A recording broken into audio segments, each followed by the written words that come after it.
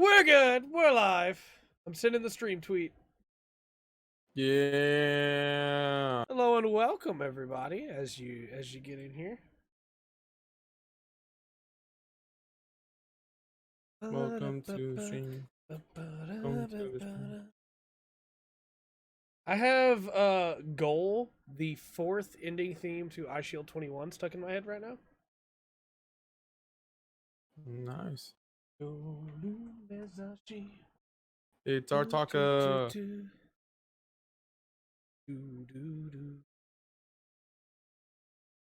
Alright, let me get all this garbage out of the way and I'll go to Twitter and I'll retweet the podcast and then we should be good to go.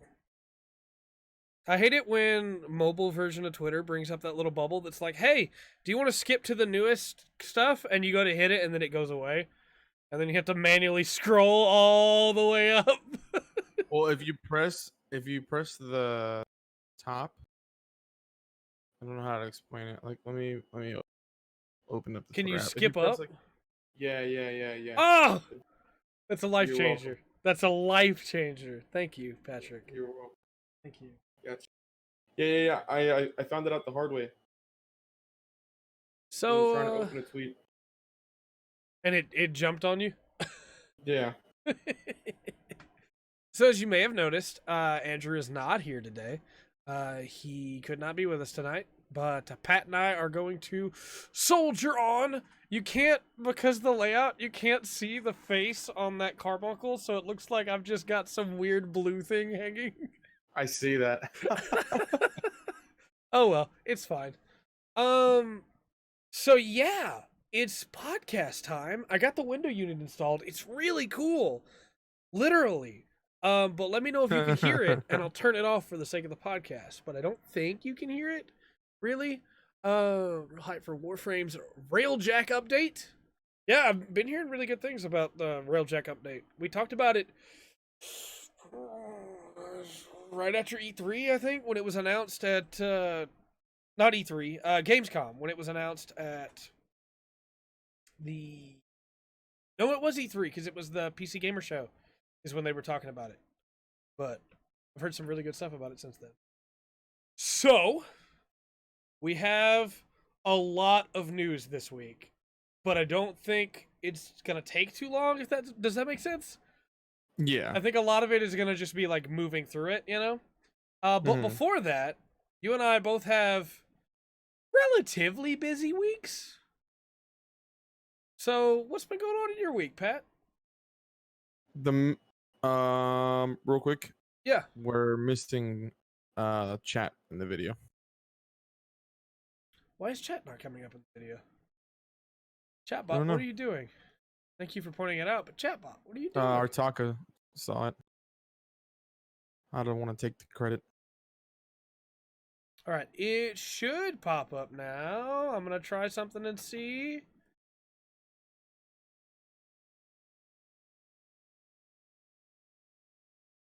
Any chat? And YouTube's like pop out chat is acting really weird. Chat's also not showing up on screen for some reason, even though it's the highest source in I guess let me try. Can I refresh it? No? Do I have to remove it and then add it again? All right. Let me try removing chat. Pat, talk about your week and I'll see if I can fix this. Okay. So I started playing NBA 2K20, everybody. And boy is it interesting. That's the best way to put it. It's not bad. I think it's a lot better than I thought it was gonna be, which is a good thing because I thought it was gonna be awful. Solely because of all the crazy hiccups that happened that they were like burning through when it came to the demo and all that extra fancy jazz. But it's actually not bad. I've had problems with it so far. So, for example, I booted into my career and went into the park and tried to play a game at the park and could not play. We had 6 people because it was supposed to be a 3-on-3 game. Everybody stepped up to the queue. We're all in queue waiting for the game to start. 30 minutes go by and we're all just sitting there, not walking onto the court and doing anything. It's terrible, man. I fixed the Yeah. chat. Beautiful. It took almost an hour for them to get the servers up whenever it released. Oh, we're gonna talk about the reviews in a little bit, our talking, because Yeah. there's some stuff people aren't happy about. But yeah, chat's back. Please continue, Pat. I'm sorry. No, you're good. Yeah, and then on top of that, like, I've been having problems in the game where like I mean, this has always been a problem, so it doesn't surprise me that they haven't fixed it. But there's times where you just get pulled into an animation out of nowhere, and I was like trying to move laterally towards the basket, Yeah. and my NBA Live 20. Oh god. I literally got pulled into an animation that was at the top of the key. So like my character starts moving and then like slides into the animation and goes around, and I was just like, come on, this is ridiculous. I also But so Pat, you got to remember, this game's made by a small company that doesn't have a lot of money, just a couple developers. They're doing they their don't best. have a lot of time. You know, yeah, they're doing their best to make sure they have all the bugs taken care of and all the keyframes are correct before they ship it. You know, you got to support small developers sometimes. Who made this again? Oh yeah, Take-Two. Yep. Oof. Oof indeed. The worst part is like so the game uses a lot of animations to be able to make certain things happen, Yeah. which is understandable. It's kind of basically how it has to happen. Well, I actually had something happen to me for the first time I think ever, like playing in 2K. Yeah. I didn't get like the animation didn't activate. So there's a blocking animation where if 2 people go up and collide with each other, there's different like blocking animations that happen whether or not they're going to make the shot. Yeah. Well, my guy didn't get into the animation. I jumped and then was moved. And it's just like the one time there's supposed to be an animation. How much money did they spend on this animation. game? Is that information publicly available? Probably. I'm gonna look that up while you talk. Go ahead. I will say I think the game, and for the most part, outside of the few bugs, I mean, they just had a patch, so I'm sure the patch was fixing stuff like that. I mean, the game's only been out a few days. Yeah. That is not publicly released information. Yeah. Well, I guarantee you, it's not even a fraction of how much they make. Steam reviews. Yeah, I'm sure they're really bad. Oh boy, there's 1,495 reviews. The current rating on Steam is 2 out of 10 stars. Oh man. Oh boy. I will say that outside of the bugs, the game is more fluid when it comes to playing. Like, the part that I'm upset about is that every time somebody complains on Twitter about something, the devs are trying to make a change to fix it. And it's like, no, like just because they don't like how well you balanced everything, yeah, doesn't mean you should have to break it. And that's what they're doing. So like, for example, they would make some guy who's 7 foot tall, you know, 260 pounds, and be like, my guy's too slow. The game is too slow. It's like, no. You have a guy that's 7 foot tall and he weighs almost 300 pounds. Like, he's not gonna move that fast. Yeah. And it's just stupid stuff like that that's kind of like causing my problems. I started playing my GM, which we talked about before is my favorite game mode. Mm-hmm. The best they could have done with it. I think that this is the best My GM we've seen so far. I will say there's some parts of it that aren't, perfect. Like some of the conversations that you have with people are very generic. Yeah. So, and since they're randomized, there's a chance that you'll see the same conversation between two different people and they're saying the exact same things. Yeah, it makes But sense. it's not audible and you can skip through it. So I just skip through them because the conversations don't actually really mean anything anyways. They're not actual conversations that make or change anything in the game. It's just to show that like you're bonding with this player, you're bonding with this person of the staff or whatever. So I just skip through it because it's really not a big deal. Our talk has got it But right there, by the way. Just as a comment, this used to be a problem with a lot of the mech games where you could customize your mechs and then use like treads instead of feet, and people would complain the game's so slow. Like but you chose to use treads. Yep. You know you can use boosters, right? No, but you went for treads.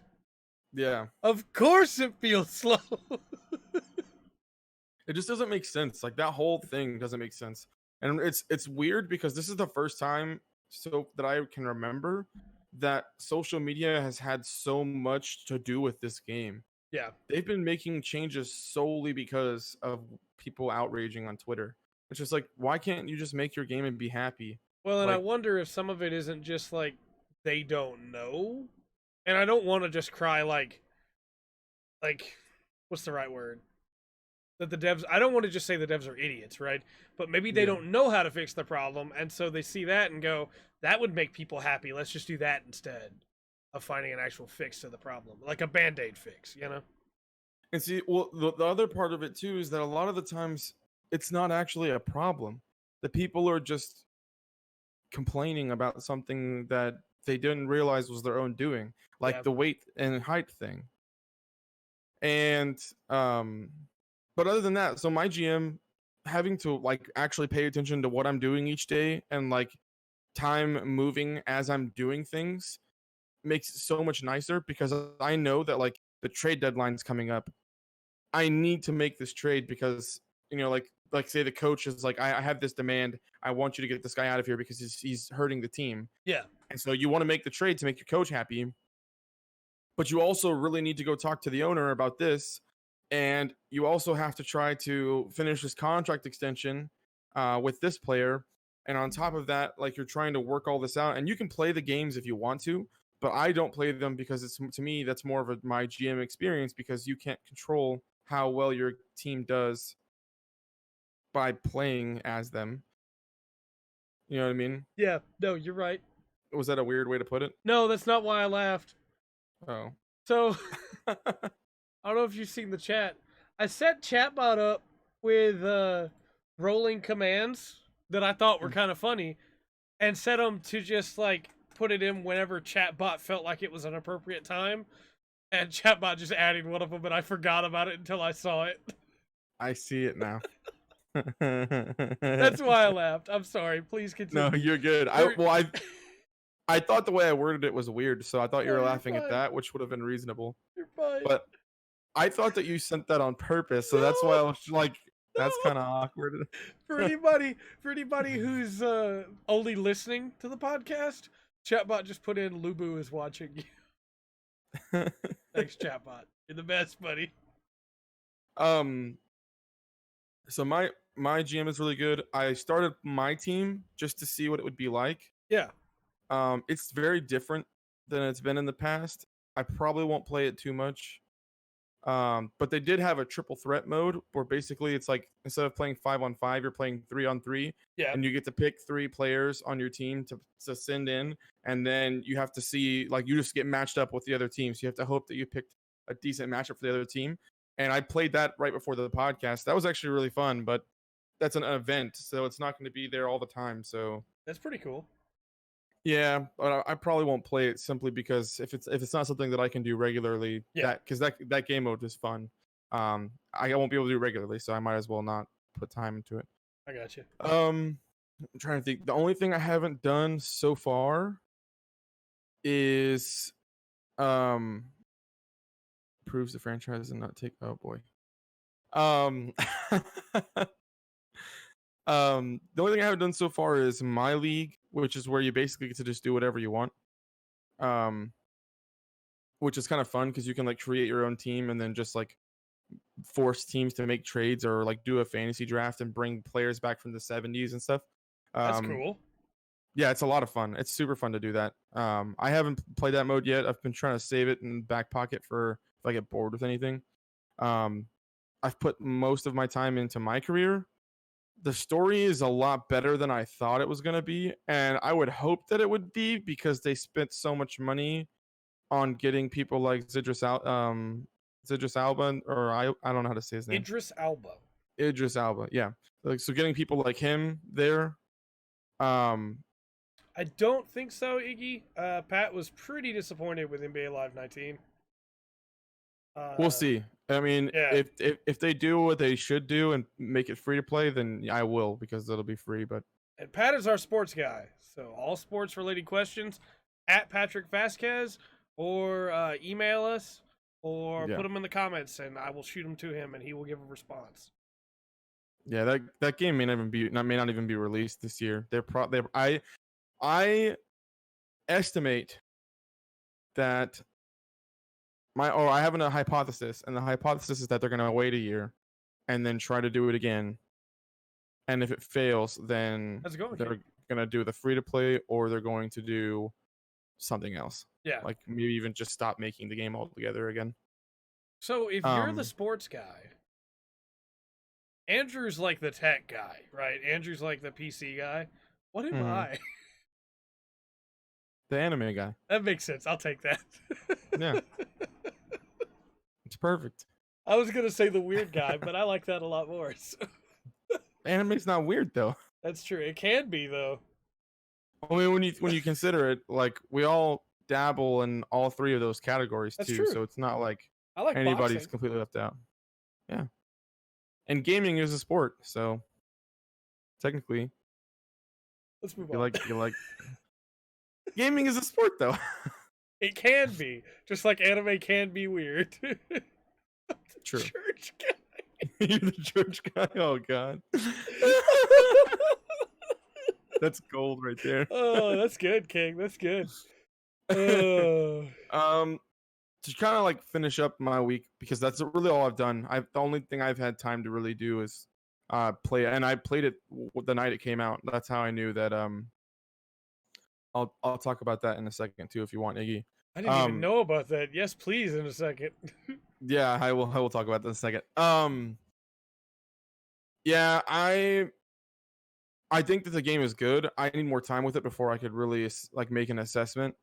If I had to put it on a 1 to 10 right now, to make it comparable, last year I gave the game like a 7, and this year I'd probably give it like a 7.5 so far. But I think I might push it up to an 8. It's solely going to depend on how my GM continues and how my career is after the stories ended, and my league, because that's the my fallback plan. And if my league is still good like it's always been, then I'll probably be an 8. You better move it up to an 8, because according to IGN, a 7 is like a failing score. So yeah, yeah. Well, I mean, there you go. It's IGN. What did you expect? Anyways, so when it comes to the NBA band, please hit on this real quick. I have mixed feelings. So there's been players in the NBA that have basically been wearing the best way to put it is a ninja headband. And what it is it's like a long cloth. They tie it in the back, and it's just a headband that's made out of cloth instead of it being like the full like normal style like spongy headband. Yeah. It was obviously a style choice. The issue was sometimes they would get loose and fall off on the floor. So that's where the issue started. Was there were some players that were wearing them and they wouldn't stay tight, and they would fall off onto the floor. Okay, so that's a problem. Exactly. Yeah, it's a big problem, right? Because that could cause all type of injury. If somebody slips on that, breaks a leg or something, it's donezo. Hey, Nathan. Man, everybody's here today. Yeah. Dang, that is the best thing I've ever I've heard seen. that many times, but I still love it. I remember when IGN was the place to go, man. My idea to fix the headband debacle, normal headband, but instead of it being tied cloth, you just add 2 little pieces of cloth hanging from it, so it still looks like a quote unquote ninja headband. Yeah, But you don't have to worry about it falling off. Yeah, that would fix it. Problem solved. But I think what it comes down to, it's kind of like the whole Antonio Brown wanting to wear a specific helmet type thing. Yeah. I don't know if you know anything about that. I know but like of that.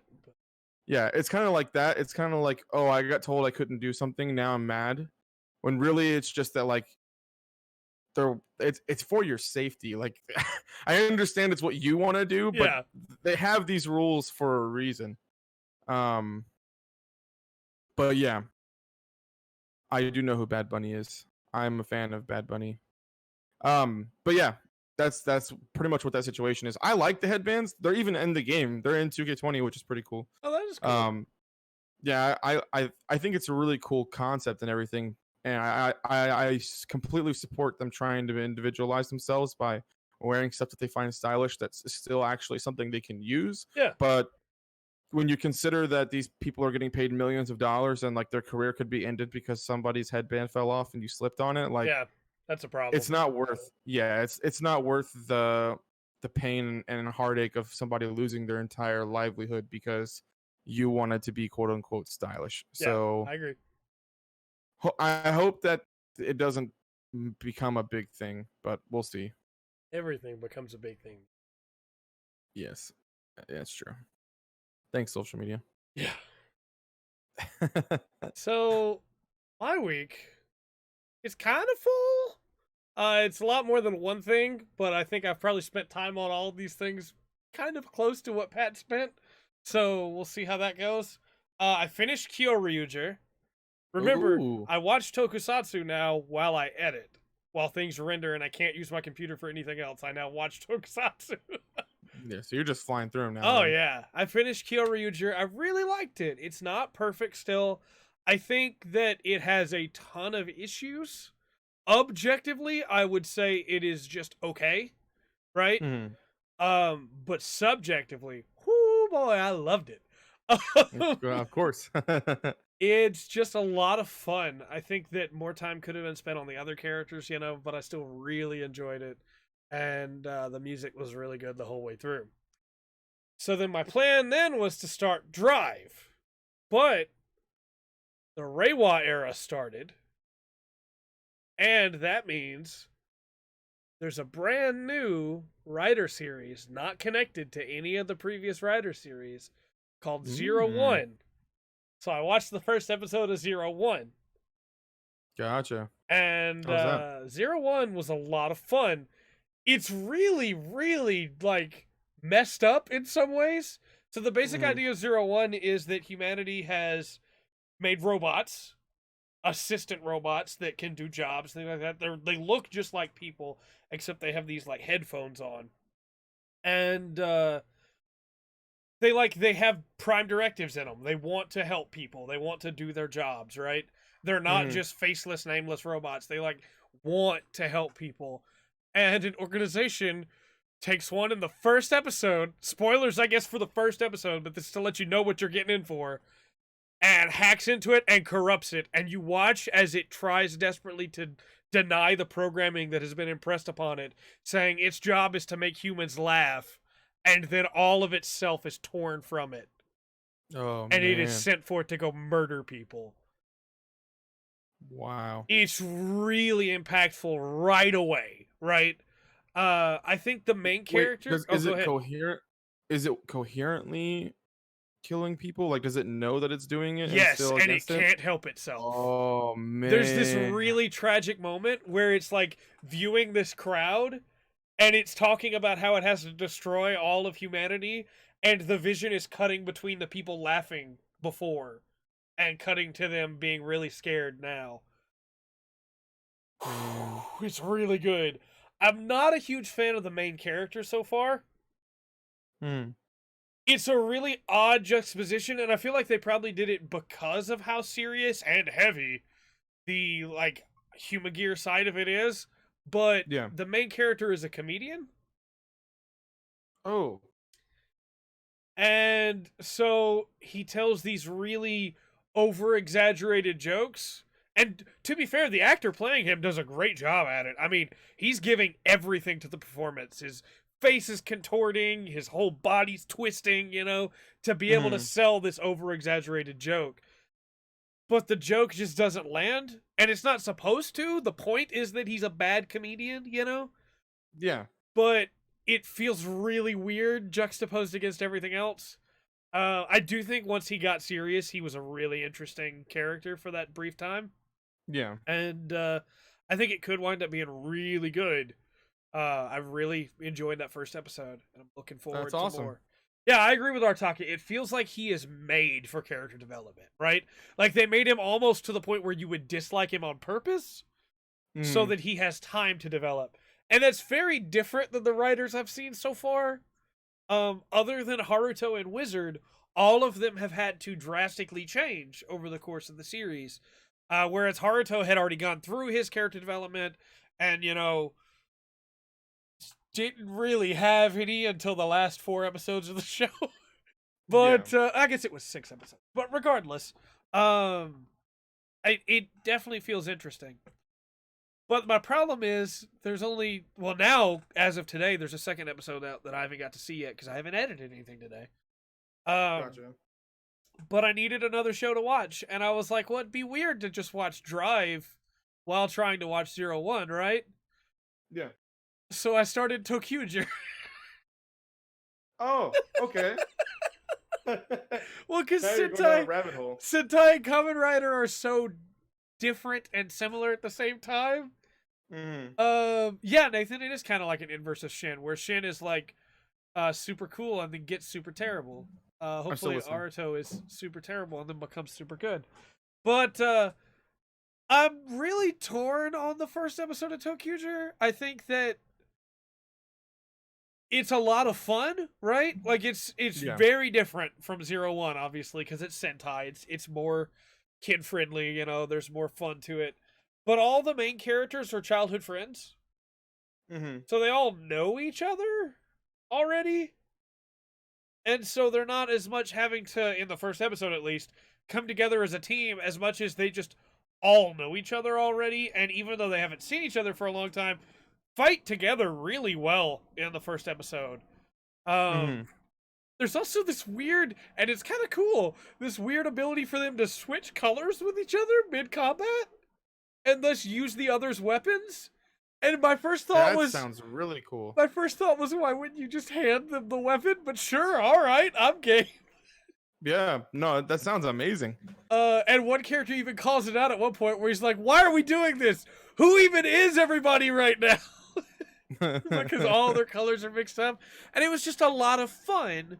I'm not a huge fan of this main character either, but hopefully he grows on me. None of the 5 really got any development in this first episode, but Toqger is about imagination and, having the ability to imagine things in a really interesting way that plays into the characters themselves. Like the Pink Ranger is really afraid, and so there's this moment where she imagines that she's strong, and then she becomes strong, so she can fight. And I think it has a really cool premise in that way, and I'm excited to see more. So we'll see. That's super cool. What I do think is really nifty is that they go all in on the train idea, because it's Resha Sentai Kyouryuger, Toqger. So it's train Sentai, basically. And so their helmets have the train rails across as if they were like an old medieval style helmet with the bars. Yeah. Their weapons are all train themed. The Megazord is train themed, maybe King. I don't know. You gotta believe in the power of imagination. And then to be able to get in the Megazord, they have to swipe their passes at a train station. So I'm there, I'm there. I don't know. It just, I like them. I'm looking forward to seeing them grow, you know? Yeah. But right now, none of the 5 have really grown on me. The only one that really is like well, I say that there's 2 that have kind of already won me over, even though I don't know anything about them, and that's blue and yellow. Blue Mm. because he does this thing where he straightens his glasses even when he's in helmet. So he's just pushing against the grate on his helmet because he thinks he needs to straighten his glasses. Which is like, you know what? That's endearing. I like that. And then yellow because she's basically Chie already from Persona 4. That's awesome. So I'm excited for that. Game-wise, still playing 14. Got my Warrior to 80. Expect to see the Warrior breakdown this week. Working on everything else. One class at a time. Little by little. Dragon Quest Builders 2. Still trying to beat the 3rd big island on that one. It's very different from the other 2, but I really like it. Very much enjoying that. Trying to find time to have time to play them all. Then Astral Chain. I'm a couple of files in there. I think I'm on file 5. My biggest issue with it right now is you can't save in the field, which, like, it's a platinum game. You normally can't in their games. But the levels are normally pretty short, whereas in Astral Chain, they're not really that short. And so the way that I've been playing a lot of the games I've been playing is in small chunks, right? I can't really do that for Astral Chain. So I need time to set aside for it, which is the thing I don't really have. So what I'm probably gonna have to do is just like set up a render and then play it in handheld mode just to be able to get some time to play it, but we'll see. Yeah. Because I do really like what I've played so far of it. It's really interesting. I'm pretty bad at it still, but I mean, it's a platinum game. You have to be bad at it for a little while until you figure it out. Played the demo for Code Vein. How was that? I recorded my entire time with it. That video will probably go up tomorrow. I haven't edited it yet. I'll probably edit it tonight. I don't really like it. Oh boy. It's fine, right? Like it's trying to be an anime style Souls-like. The weapon worries that we had about the weapons not feeling very good or not feeling very heavy, that's gone. It feels fine. But the demo is just the start of the game. And it's like 20 minutes before you get to actually do anything in the game. Oh. And the cutscenes are really slow. Like, I'm talking, they'll cut to a character and it'll hang on that character for like 4 or 5 seconds with nobody saying anything. The cutscenes are really slow. The story so far has been, you know, moderately confusing because that's what they normally go for. You know, you figure things out as you go. But I don't really like any of the characters so far. Oh man. And I'm not a huge, like, the combat's fine, but I don't want it to just be fine, you know? I want it to be good. Yeah. And, like, maybe it's better on the other classes. Like, maybe if you use the mage class, the combat flows better. I do think the idea of, like, the blood system is really interesting.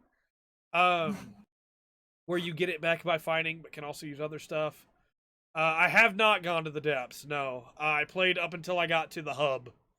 And then called it because I just was not really enjoying myself at all. The boss fight was fine, even though he had a move that was really difficult to dodge. I was eventually able to dodge it, but it was really annoying. There's some spam bushes in there. Some moments where it's set up where like they know you're gonna die. And there are ranged enemies that their shot can curve. And I don't know if it's supposed to be able to, but like for instance, at one point I had climbed back up out of a hole because there were too many enemies down there for me to deal with, and I was gonna turn around and just jump down, and they had already fired, and it just goes whoop and hits me up at the top of the cliff that I climbed up. So it's a bit rough. I do think that the character creation is really fun. I made what's his name? I can't remember his name right now. The artist. Is it Bob Ross? I made Bob Ross with a giant heart coming out of his chest. and like really swanky looking clothes. Mm-hmm. And that was really cool. You know, I enjoyed it quite a bit.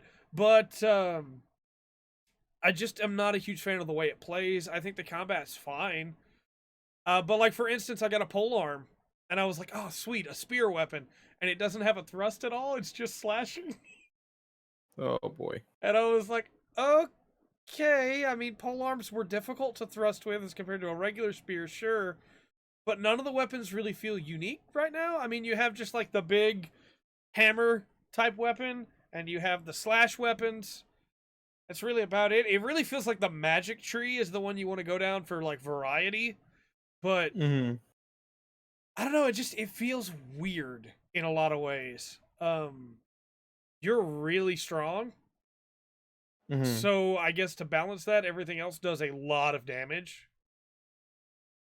And I think I would have preferred it if it was the opposite. Where Yeah. I didn't do much damage, but neither did they. Because like the first boss has a ton of health. So, you know, it was kind of annoying. I'm gonna be honest, I really didn't enjoy a lot of my time with it. But That's rough. who knows? Maybe the full game's better. But the demo, I think the demo put me off on the wrong start right away with that 20 minutes, basically. Of Mm-hmm. like, hey, this is just the start of the game. Because anytime a game does that with its demo and you can't transfer over, I just go, oh, so I have to play this again. Oh man. Because, like, you're going to have to, right? No, I Yeah. never did get a scorpion text and claw. I had I mean, unless the claw is like the blood thing with the hand, but that's not really a weapon as much as it is like backstab maneuver or the ability to get extra blood.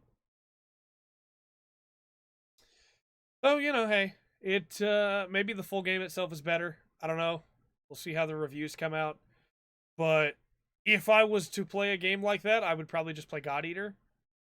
Mm-hmm. Because like as soon as I started it, I was like, oh man, this looks just like God Eater.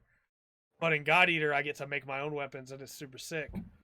Even if the gameplay gets repetitive there too. Or I would just play Neo, right? And that's the problem with Souls-likes now. We have a lot to talk about. I don't need to go down this route, but I'm going down this route. We're hitting this rabbit trail. Let's That's the go. problem with Souls-likes now is there's so many of them. Yeah. So like for instance, this is the only anime inspired Souls-like, right? But if you Mm-hmm. just wanted a Souls-like, you have all of the Soul series itself, right? You have Bloodborne. You have Sekiro's not really a Souls-like. It's pretty different, so I wouldn't really say that. But you have Neo, which has Mm-hmm. a loot system in it that is a lot more varied. I'm not going to say it's better than Code Vein because there's a lot of loot that's worthless in Neo as well, but you can get some really cool stuff. You have what is it called? It's the one where you play as the Blood Rager. Um, I really didn't like it, but it's can't remember the name of it at all. But it's a Souls-like, with a more Norse style setup. You have the Surge, and it's just like there are so many games that do that, but this one just didn't really feel great to me. And maybe because King's Yeah. pointing out some stuff in chat that seems really cool, so maybe you get that stuff later. But that first dungeon's pretty long, and all I got was a couple other weapons and another coat, and the coat didn't give me any special abilities. It just was a different looking coat, Yeah. So That's rough. I don't know, but I did not, as it is right now. I do not plan on playing that demo anymore, and I'm probably not going to pick the game up. Dang, that's crazy. I don't know, man. It did not synergize with me at all, I guess is the way to put it. Mm-hmm. I mean, I'm going to put that video up, and you'll hear my comments throughout all of it. I'm sorry for everybody that is excited about that game, but I'm just not anymore. I was before playing it, Yeah. but it's just, I don't know. Again, maybe the reviews come out, and they talk about a whole bunch of sick stuff, but in my opinion, what you really need to make a game like that fun is something that sets it apart. And the blood system, at least on Fighter, I think is the name of the class, the blood system was pretty worthless. You had a couple of abilities, and they used not that much blood, and you got blood back just by attacking. Again, maybe the caster is better, but the fighter just did not do it for me at all. So, we'll see what the reviews say. Maybe it'll have some really cool weapons and stuff that change my mind. Yeah, hopefully, like it balances out. Hopefully. Iceborne also came out. From what it sounds like, you enjoyed it. So Iceborne, the day that it was supposed to release, it didn't actually release until that night. Even though the patch installed, so you could get the Clutch Claw, and you could get some extra stuff and some of the new abilities and stuff, and that was cool. But playing Iceborne is a lot of fun, and it updates a bunch of stuff. So basically there are master rank versions of all the old monsters now. And you can go back and fight them to get gear to be able to fight the newer stuff better. And then you can still do low rank and high rank, and you get extra rewards for helping people with those now. So you still have incentive to go ahead and help with those. It's a lot of fun. The new monsters are really interesting. A lot of them are callbacks from previous games, but like Beototus, Bonbaro, they're still really fun to fight from the demo.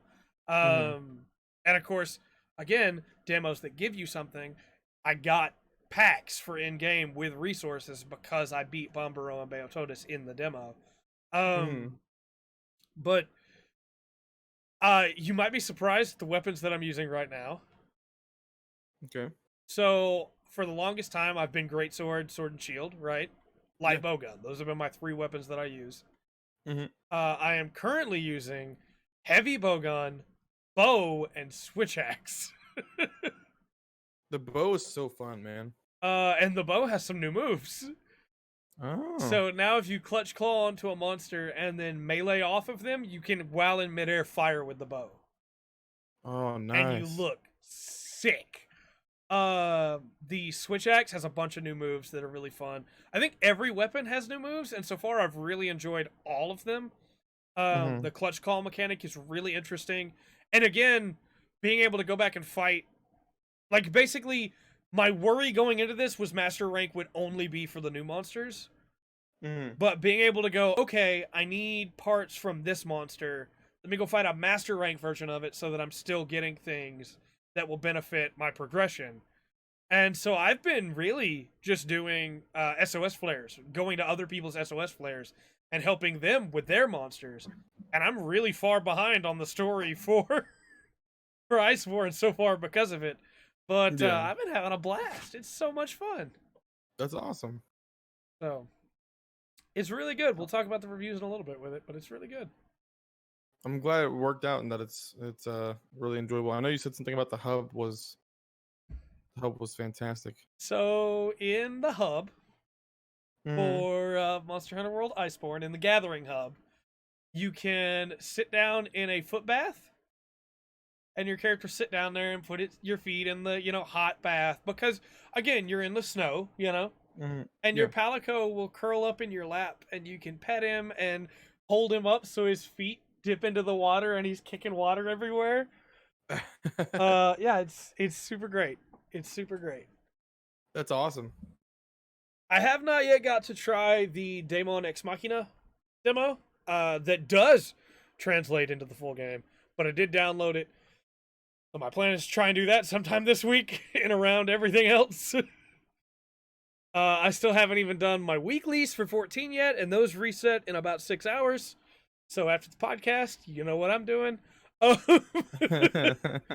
It's been a very busy week, but we're getting there, And again, I feel bad about like how much I was bashing Code Vein. If footage comes out that's like, hey, no, this game gets way better, let me know. Shoot it to me. I'll take a look at it and see, maybe I'll give the game another chance. I don't know. It's just right now not on my list. A lot of other games that are, though. Real quick, speaking of a lot of other games that are, my games to finish. Oh, boy. These are the games that I still plan on finishing before end of the year. Super Robot Wars T got that new DLC. that is an expansion to the end of the game. I haven't done that yet. Chocobo Mystery Dungeon, everybody, I want to get back to. I want to beat that game before the end of the year. Fell Seal Arbiter's Mark, still really want to beat that game. That's a really good tactical RPG. Legend of the Tetrarchs, I really enjoyed my time with that so far. I want to get back to it. Total War 3 Kingdoms, I got to try out that Muso mode. Katana Zero, Andrew says that's really good. I got to beat it. Judgment, I want to beat Judgment. And this list... We want you to beat Judgment. This list is not, like, in order, right? Dragon Quest Builders 2. Obviously want to beat that. Astral Chain, already talked about it. Then, of course, Iceborne. And then maybe Jump Force. There's no point. It's still on the list, but it has, like, 4 asterisks beside it. Yeah, don't just take it off the list. Well, the first asterisk is for Hisoka, because Hisoka is in the game. The second asterisk is for his moveset. The third asterisk is for Dio. The fourth asterisk is because you don't feel like Dio when you play. Artaka, I don't have any games on that list yet that have not come out yet. So as soon as they come out, if I like them, which I'm pretty sure I will with Daemon X Machina because I liked what I played of it in the previous demo, then it'll go on that list. But only games that are out right now are on that list. But with that aside, we can get back into the podcast. I'm sorry, everybody. No, you're good. Do not think about bringing that atrocity up. So, we have some reviews this week. We would have more if Take-Two wasn't Take-Two. But Take-Two only sent out a handful of review code for Borderlands 3. And they only sent it out to, like, the US, Germany, and some content creators in other parts of the world, but, like, France and the UK got nothing. Man. So I don't know what's up with that. But, it's rated relatively highly. People are like, hey, it's more Borderlands, basically. The main negatives are bad jokes and that it doesn't improve enough. But if you were just looking for more Borderlands, that seems to be what this is. And honestly, at the end of the day, I think that's all most people wanted. Yeah. Was more Borderlands. As much as I would love to have some, like, cool new systems in there, like, as long as it plays well, Yeah. So, with that said, would you like to guess currently where it is on OpenCritic, Patrick? 86. 85. Wow. Why are you so good at this lately? Have you been studying up? No. You've been practicing? No. You've been looking at a mirror and going, all right. Borderlands 2, 65. Let me look it up. I was off. No, I've been thinking about where the game is actually potentially going to land instead of just, like, waiting until we get to this part of the podcast and I'm just like, yeah, I have no clue. How about this? And I just throw a number. Well, I'm trying to be more logical. It's working. Yeah, 85 right now. People are, like, really, really liking it so far. I'm screwed up. What do you think the critic recommendation is? Oh, I never get this one. I feel like it's gonna be pretty high too, like 79% or something like that. 86. That wasn't too far off. I think that's the closest that I've seen those two numbers in a long time. Yeah, 85 and 86. That's crazy. People like it so far. And again, for anybody who's like, but I looked it up on OpenCritic for PS4 and that score wasn't right. Or Metacritic, I mean. That's why we use OpenCritic, because it aggregates all of the platforms. But yeah, that's why. Borderlands 2 is just dated in its jokes. I mean, that's my biggest issue with Borderlands as a series, is referential humor is the thing that they do, and it's what they did in Borderlands 1, it's what they did in It's what they did in Borderlands 1, it's what they did in Borderlands 2. See, if this was a regular video on the channel, that part would have gotten snipped out, and you never would have known that mistake happened. Now you can ask yourself, how much do I flub in every other video. But Borderlands 3 most likely will also be referential comedy, which means that in 6 years' time, that comedy is just not. I can hear somebody go, "Oh yeah, Double Rainbow," and smile, but when they play the entirety of like Claptrap speaking as if he were the Double Rainbow guy in Borderlands 2, it gets old about a minute in. Yeah, because you're just like, oh god. Yeah.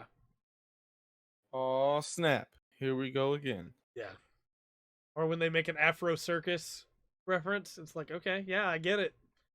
But then you played basically the entire song, and it's like, yeah, I got it within the first 10 seconds.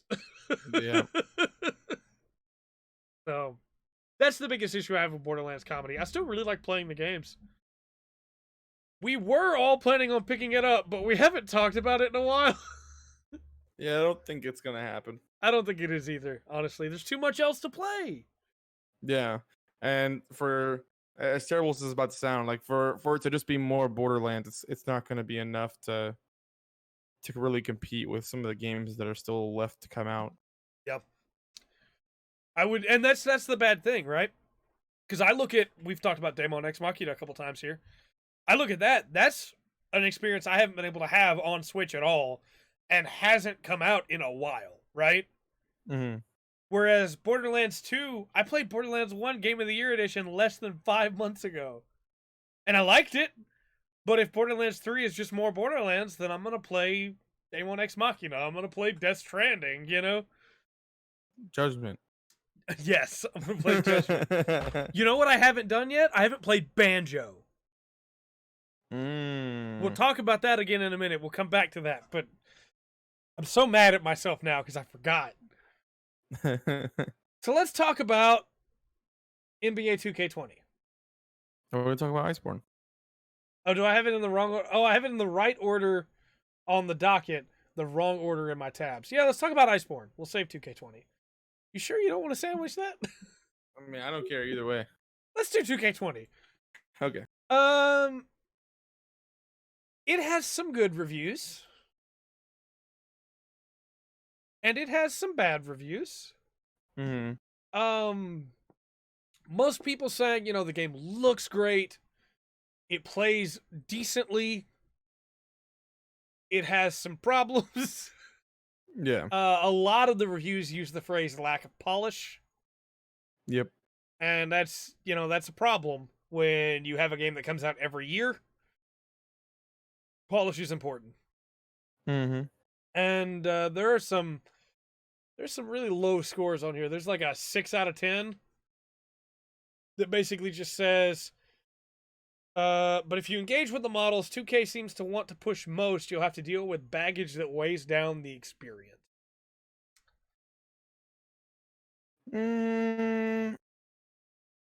I can see where they're coming from.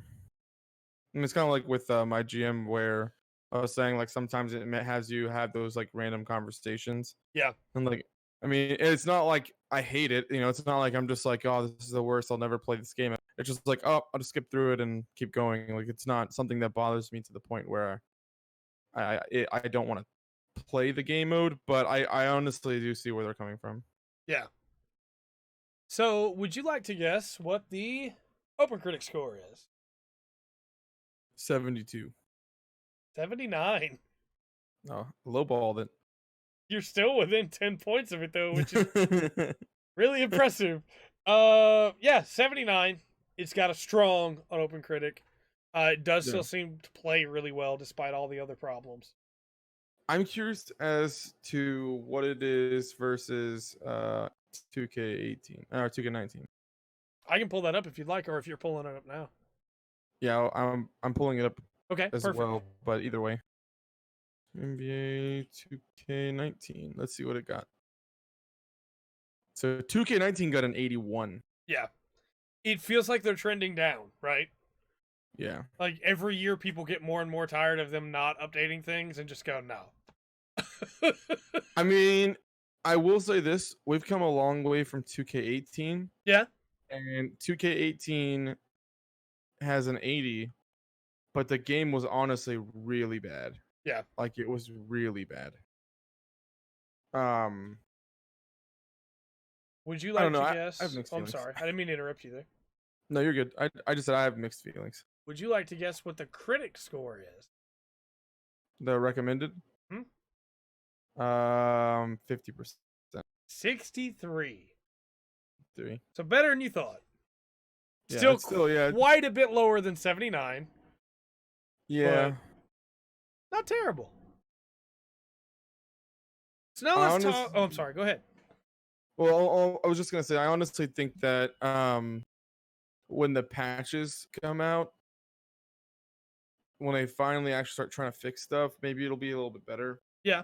And like I said, I mean, they just released a patch today, but it's just kind of one of those things where it's like it's difficult to really say. Plus, they only let a few people review the game. Yeah. They didn't send out a lot of code. Surprise, surprise. Yeah. Take 2, Yeah. man. So let's talk about Iceborne. Before we do, I'd like to give my one criticism for Iceborne that I forgot to mention earlier. Some of the weapons, it still has that same world problem, basically, of some of the weapons look really sick, and some of the weapons just don't.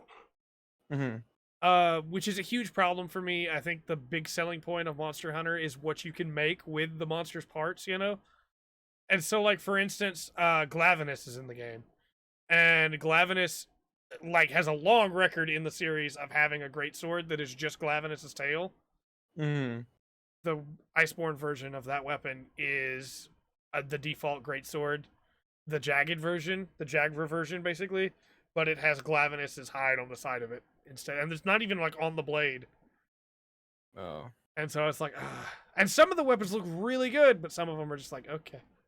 It just sounds like a missed opportunity. It is, and hopefully they fix that, because I haven't seen the final progression tier yet, so hopefully the final progression tier is like the really good stuff.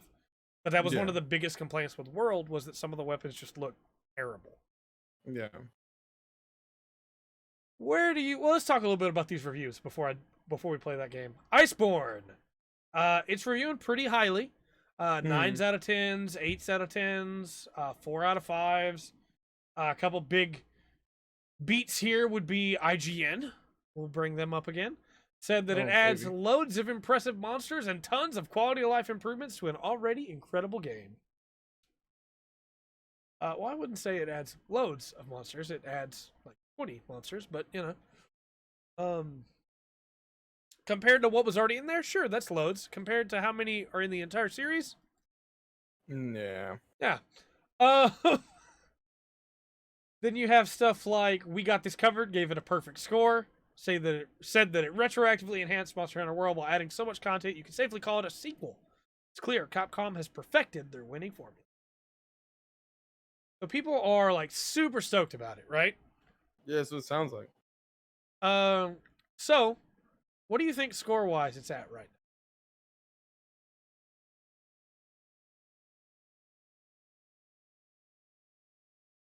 87. 91.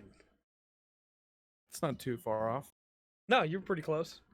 And to chat's comment real quick, like, yeah, 20's not bad, right? For how much World had in it originally. Yeah. But GU has like 112 monsters in it. Just as a point of reference. It's a lot. Yeah. And like, not all of them are good. I'm gonna be honest with you. Not all of them are good. But still, when you have that many, you can afford to have some that aren't that good.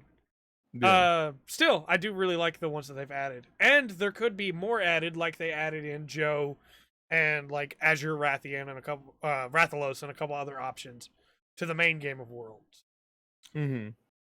What do you think, Pat, the critics recommended score is for Iceborne? 100%. 100%. What made you think that?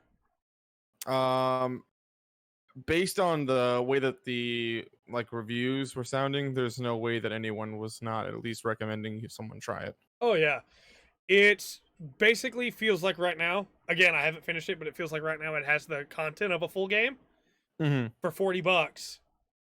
It's really good. like attached on to an already great game, and it enhances that great game because every weapon has new moves. Yeah. So, 100%. Which is how it should be. I agree. It's very, very good. See, go lay down, buddy. Not right now. You can't climb into my lap right now. Go lay down. Go. Go, go, go, go, go, go, go, go, go, go, go. Go, go, go, go. Thank you. No, moving you away was... He started to just move right back. He's like, okay. So yeah, that's our reviews for this week. We got a lot of news. I think we're gonna burn through most of it pretty quickly because most of it came from the Nintendo Direct. But as always, stop me if you hear something and you want to talk about it, Pat. Okay. Overwatch is coming to the Switch. Why did I put 10/15 instead of October 15th? I mean, I knew what you meant. But why did I do that? I didn't do that for the rest of everything else on this list. Did you copy paste it or did you hand type it? No, I hand typed the whole thing. I don't know. Maybe you were looking at it and it said 10/15. I think it did say 10/15 and on there. You just like subconsciously typed it that way. So anyway, yeah, Overwatch is coming to the Switch. It didn't look terrible, but like it doesn't really look good. I mean, there's no way the frame rate's gonna be good. So we're getting there, Artaka. We're getting there. Luigi's Mansion Scream Park, which is a up to 8-player multiplayer mode in Luigi's Mansion. That was honestly, I was hoping Andrew would be able to be here for this part because I think he would have been really hype about this. But yeah, that's great. Luigi's Mansion 3 looking good, coming out October 31st. Halloween. Beautiful. Super Kirby Clash got Shadowdropped. It's a free-to-play Kirby game. Has an energy meter. Doesn't look like it plays that great, but sure. Yeah, go Gooigi. Chat loves Gooigi, like always. Got to replace Lubu with Gooigi at some point. Trials of Mana, the remake, is coming April 24th. Looks really good. Looks like they put a lot of effort into that. That's exciting. Return of the Obra Dinn is coming to Switch. I'm excited for that because I never got to give that game any time. It'd be nice to be able to play it on the Switch. It actually looks like it looks pretty good on the Switch, too. Little Town Hero. I'm hyped for this. So this was Town. That's what we knew it as before. It now has an actual name, Little Town Hero. And we learned more about what the gameplay is actually like. It is a strategy-style game, except you have points in the town that you can move to. The monster is also there. You have to fight off the monster. And then you have to team up with the townspeople to be able to take away the monster's defenses so you can hurt it. Mm-hmm. And it looks really cool, actually. Also, the soundtrack was composed by Toby Fox. That's going to be a good soundtrack, man. So whenever they first announced Town, I thought it was going to be good. Mm-hmm. And I was super excited about it. And now that I know that they're actually putting a lot more work into it, they have a full name now. They've got a full, like an actual release date. Go lay down. The combat looked really interesting. I'm here for it. I'm super excited. I can't wait. I am too. I think it looks really good. And it's coming October 16th this year. Yeah, I'm super hype. I'll definitely pick that up. I will too. Especially because like I was already hyped for it, and then they were like, "Yeah, and Toby Fox has made the soundtrack," and I was like, "All right, sure." I was gonna buy it anyway, but okay. Link's Awakening is coming out September 20th. That's really close. The remake. I didn't realize they were gonna drop that so quickly. I thought it was gonna be like November. Yeah, I also thought that. So looks really good. I'm excited about it still. Dragon Quest XI S is coming out September 27th. There you go. I don't have time to play through the entire game again, but I'm going to. Sorry, Judgment. That's a joke. No. I'm gonna play Judgment, don't worry.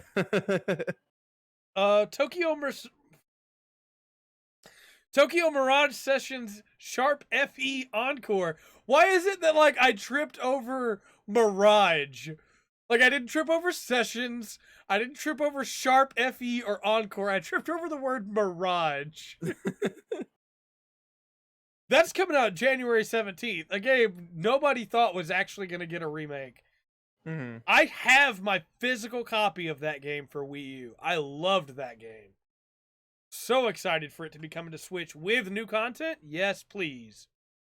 Basically it's like a Shin Megami Tensei style, like Persona style, but with Fire Emblem characters for the summons. That's super exciting. So like you can summon Chrom from Awakening or Marth. Now you don't get like, unlike Persona where you're just running into monsters all the time, you know?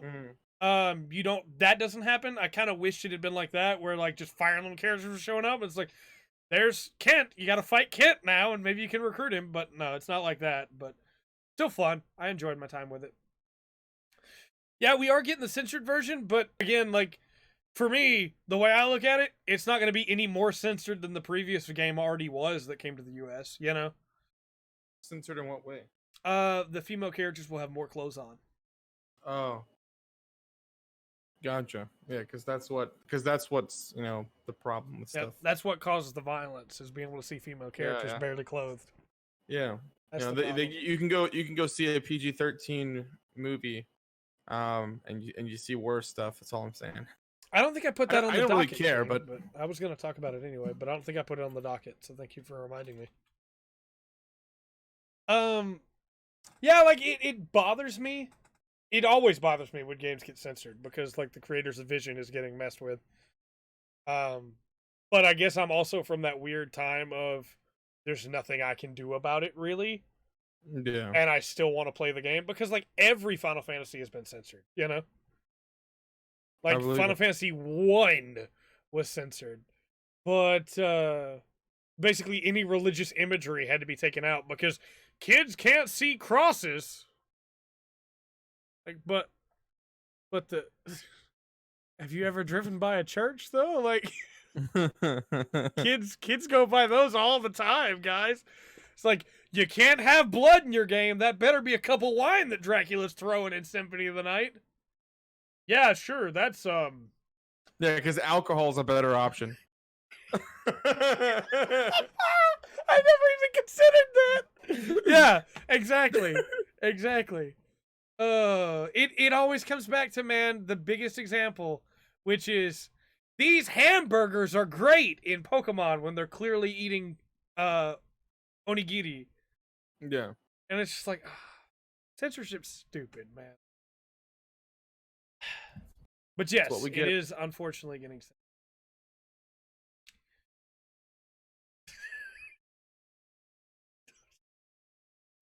That's like a multi-tier joke, right? You're assuming that because he's the church guy, he has to have a Bible. That's like a multi-tier joke, right? Because that's like the "don't you guys have phone" joke. Yep. From like Blizzard, but also did they never consider, like, how is the cross a problem for religious imagery? Because it's on the front of every Bible. Like, oh, that's a good joke. That got me. So, after that, we got... It wasn't the most hype that I was the whole stream. Obviously, we all know what the most hype I was for the whole stream. But Deadly Premonition 2 is coming. And Pat, I feel like from your reaction that you did not hear what I said. I don't know what this game is. I thought you were going to say that you expected me to have not played the game, and you would have been correct.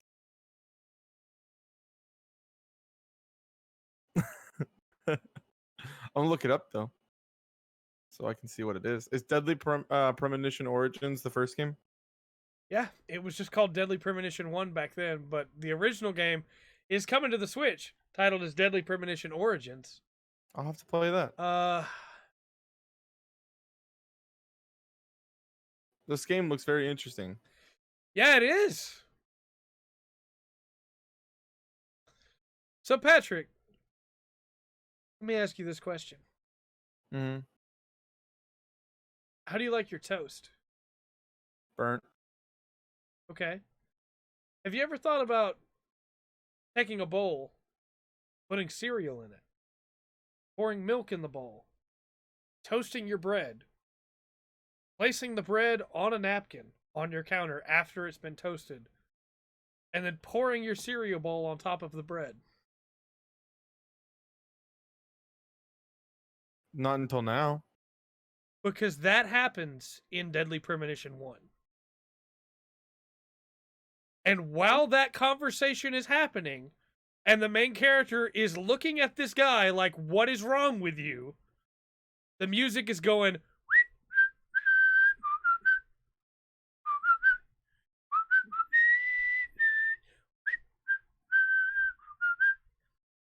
Ad nauseum. Deadly Premonition 1 is amazing.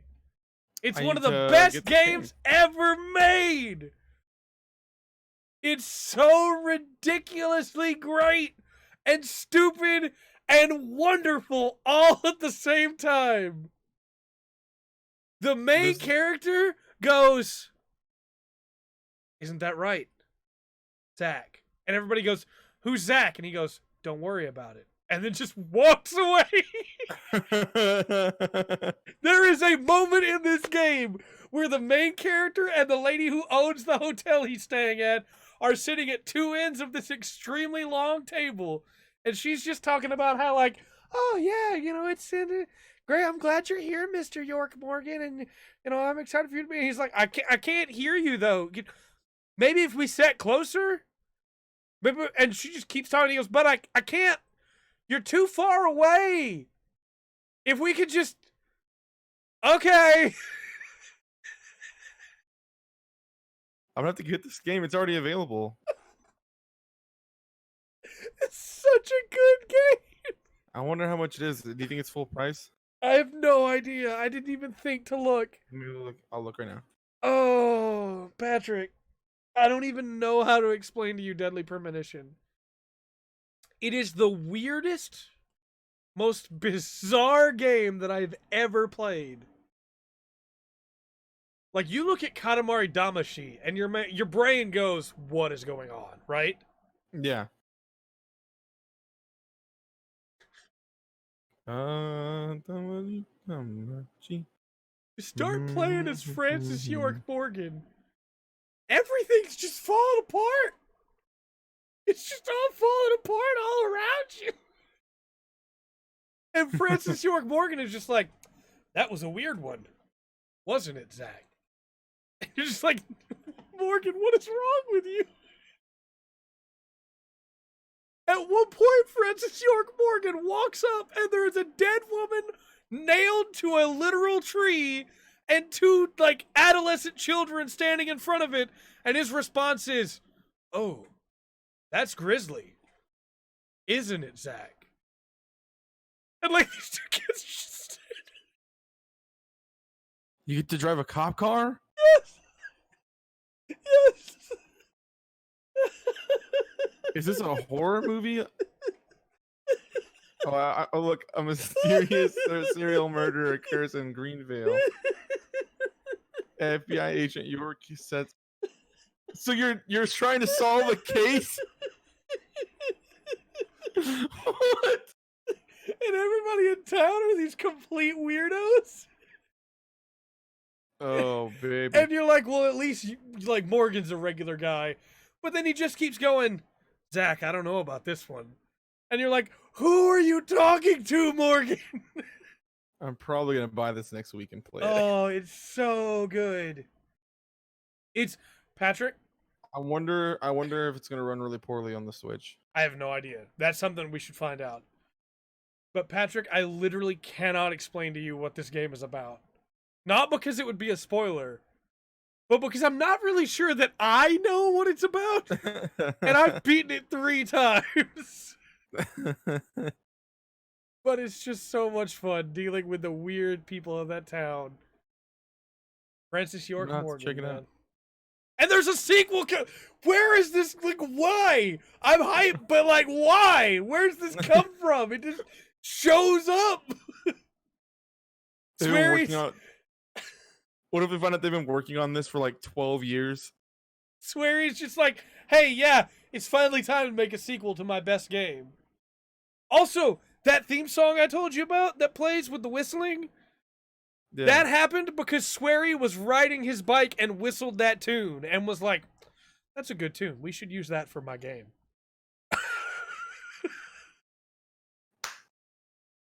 The man is an auteur. 100%. David Kajay wishes he could be Swery. Dang, that's a statement. We should move on, because I could literally talk about this game all day. I'm excited. I'm buying this game probably next week. It's so terrible and so good at the same time.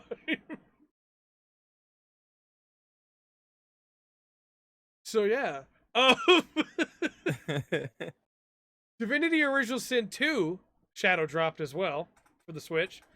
And when I first saw this, I was like, no, I'm not going to get this on the Switch. And I'm probably still not going to. But it has a really cool feature. Okay. Cross-play between the Switch, or cross-save between the Switch and Steam. That's pretty cool. So you can transfer your saves over and play on the go, and then transfer them back when you get home. You still have to buy 2 copies of the game, but... That's still a really good feature, though. Mm-hmm. Because it makes it worth buying it the second time. It's the closest we get to a curse. Absolutely it is. Chat, chat, do this for me. If you do not plan on playing this game, if you honestly just don't have time, you don't want to, look up videos of this game on YouTube. Because chat... Somebody's done a Let's Play. The Super Best Friends did one a while back, and it was great. Back when they were still the Super Best Friends. But, yeah, there's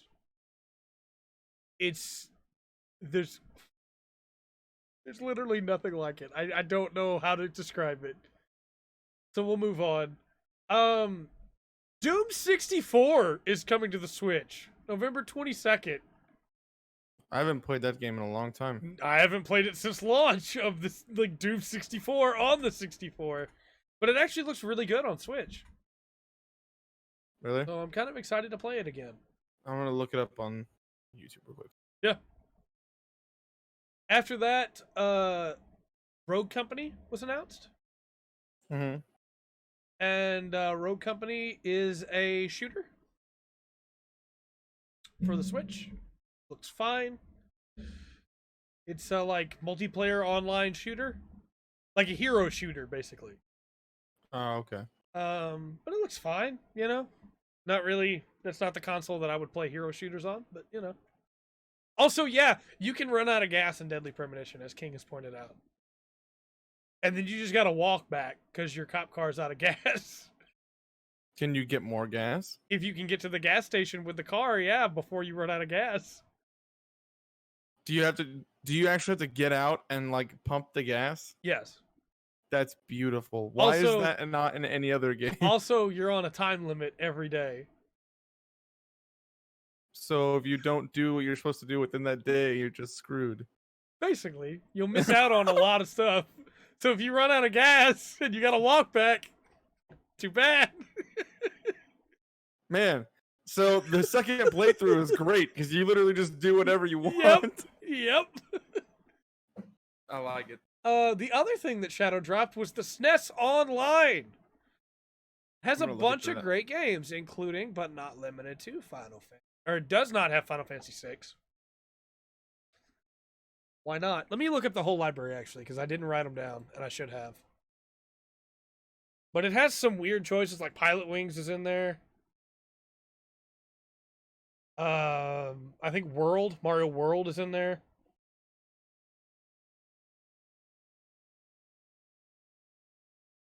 Trying to pull it up whenever. I put SNES Online games and got emulated sites. Okay.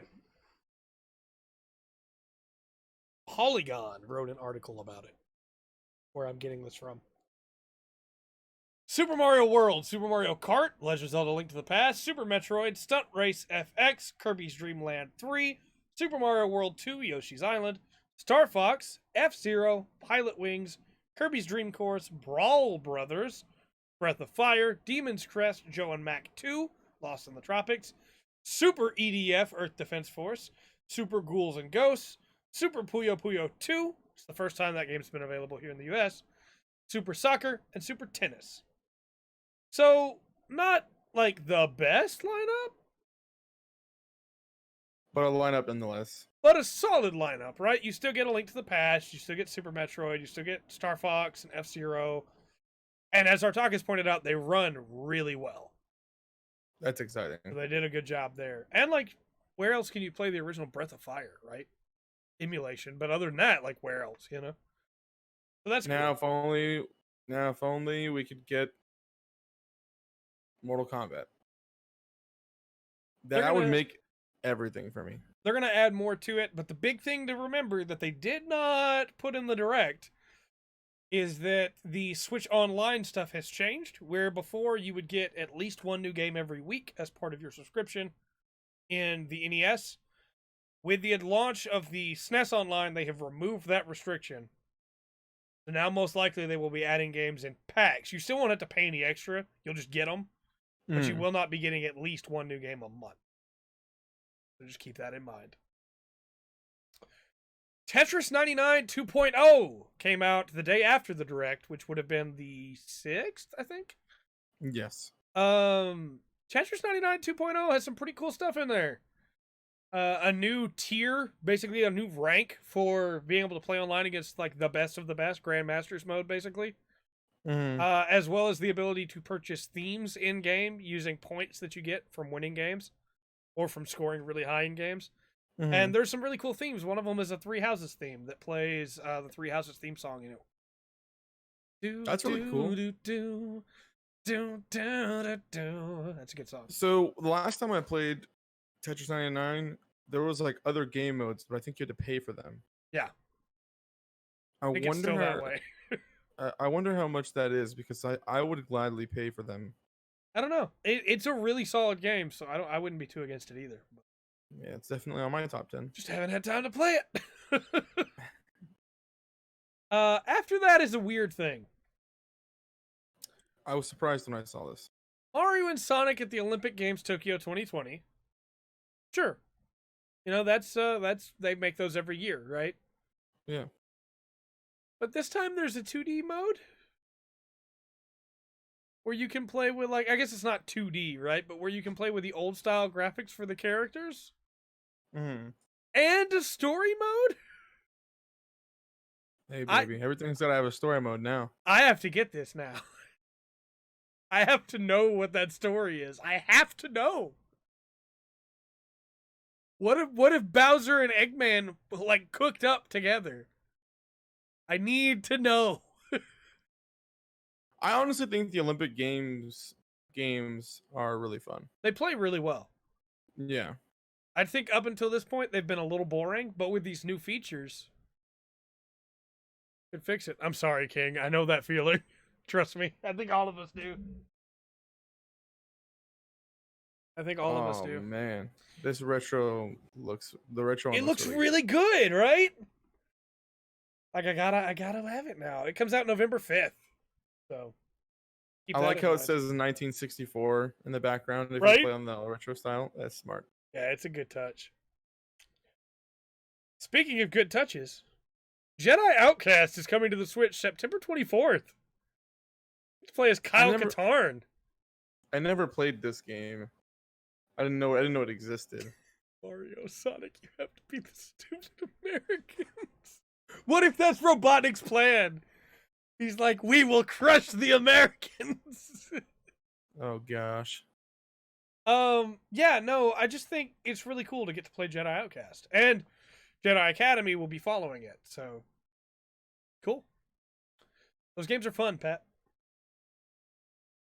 I don't know if I'll play them, to be honest. That's fair. You can always look at some footage though and see what you think then. I'll probably do that. You know what you should play though? What is that? Animal Crossing New Horizons when it comes out March 20th. That's not that far away. No, it's really not. And it looks really good, Pat. Let me check this out. You want to run around on a deserted island with a bunch of animal people and get put in debt by Tom Nook, but still be able to have a good time? I know what it's like being in debt and still barely having enough to have a good time. But in this game, you're always making money, so your debt can grow. Because you pay off one, and Tom Nook goes, "You paid off your debt. That's great. But you have a really small house now. I could give you a bigger house if you would pay this much more." And you obviously have to. You don't have to. Oh. But you do. Yeah. Because you want that bigger house. You want that bigger house every time. She just vaulted over the river. Yep. That was so cool. Also, you can shake the trees now to get stuff out of them. And, like, oh, it looks really good. Like, you can always shake them to get fruit, but now you can get other stuff out of them. You can, like, customize your layout by just moving things instead of having to break them and put them down again. Alone on an island with a debt collector and abominations against nature. That's Animal Crossing. It looks really good, though. I'm really excited for it. They actually, like, spent a lot of time on it. Showing it off. Yep, and you can run around on the island with your friends. I wonder what all you can do together. In the previous games, you could basically do everything together. Oh, man. The thing was that it was tied to, like, one person's save. So you were helping them do their stuff.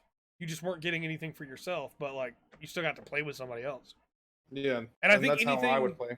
I think anything in your immediate inventory you get to take back home with you too, but like you couldn't keep anything else. Wow, that's exciting. Yeah, it looks really good. I'm running low on air. I'm sorry. I may need to mute and do a breathing treatment while you carry us through the news. But first, we got to talk about Xenoblade Chronicles Definitive. This is a brand new game? No, it's the first game. Oh. Coming to Switch with, wait for it, new models and all the cut content that had to be removed before the game could come out because they didn't have time to finish it is being added to the game. Oh, wow.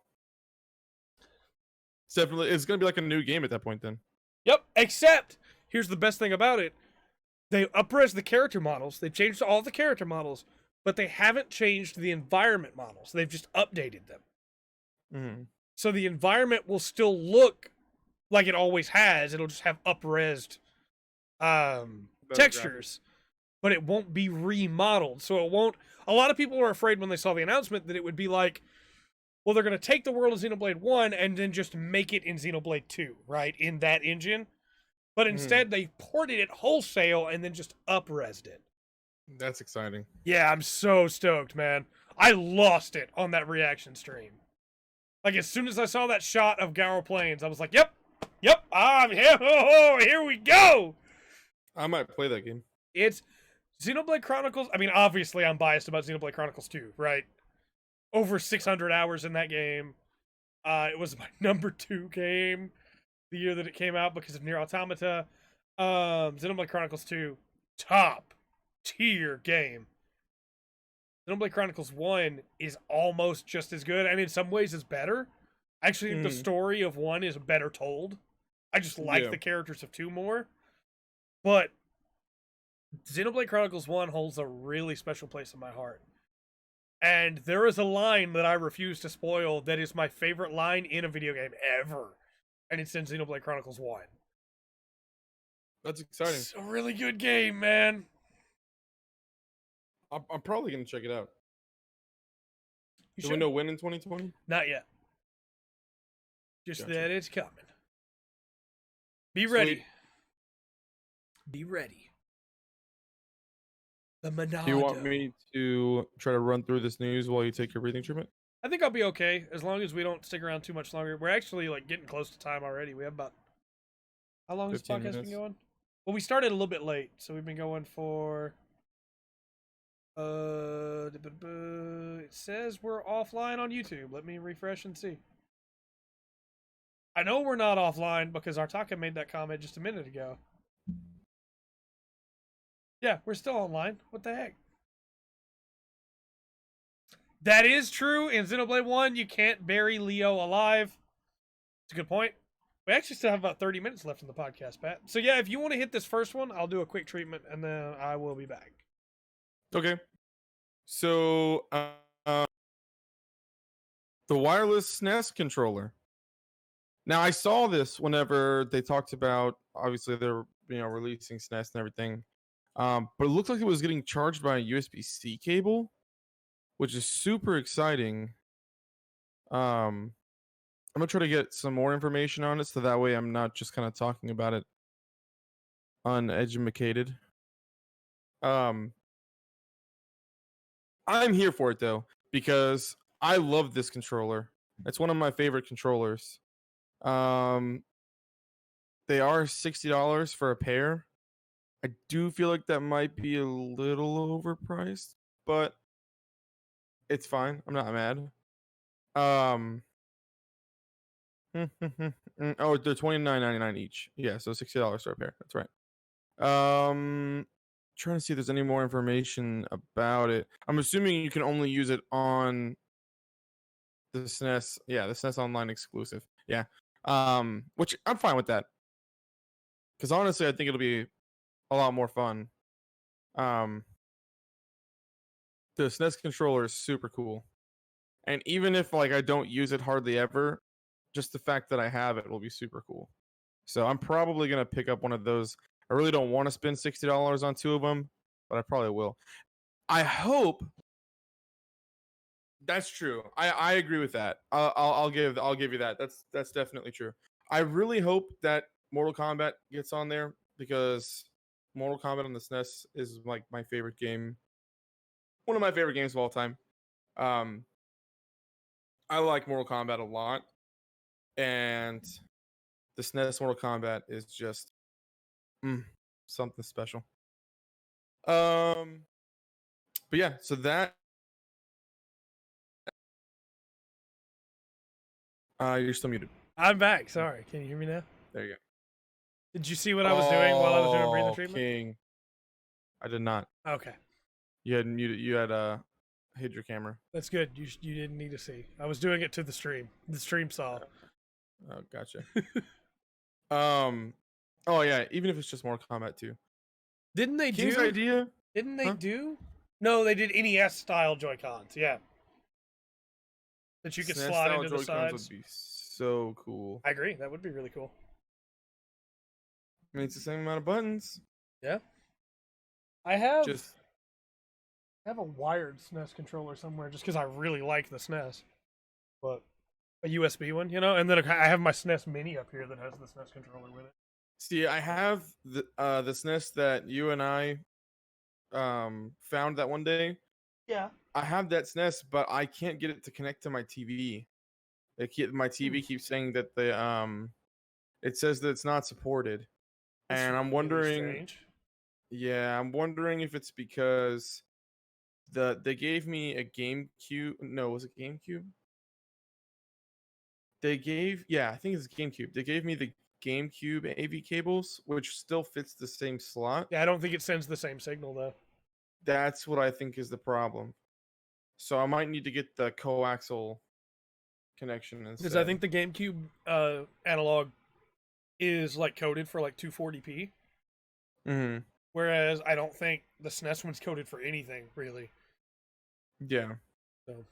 So I'm probably gonna have to get the coaxial connection. Yeah. And see if I can get it to play on my smart TV that way. But well, I'll go grab it. I have a little 14-inch TV just for that purpose. But honestly, let's just call a spade a spade. At this point, a SNES USB controller and your computer can fulfill most of your SNES-related needs. Yeah, but I want to be able to play it on my 55-inch TV. That's fair. And I have a bunch of people over. That's fair. Because you know a bunch of people? I don't know a bunch of people. I unfortunately know a lot more people than I want to know. Because I have these. Yeah. Man,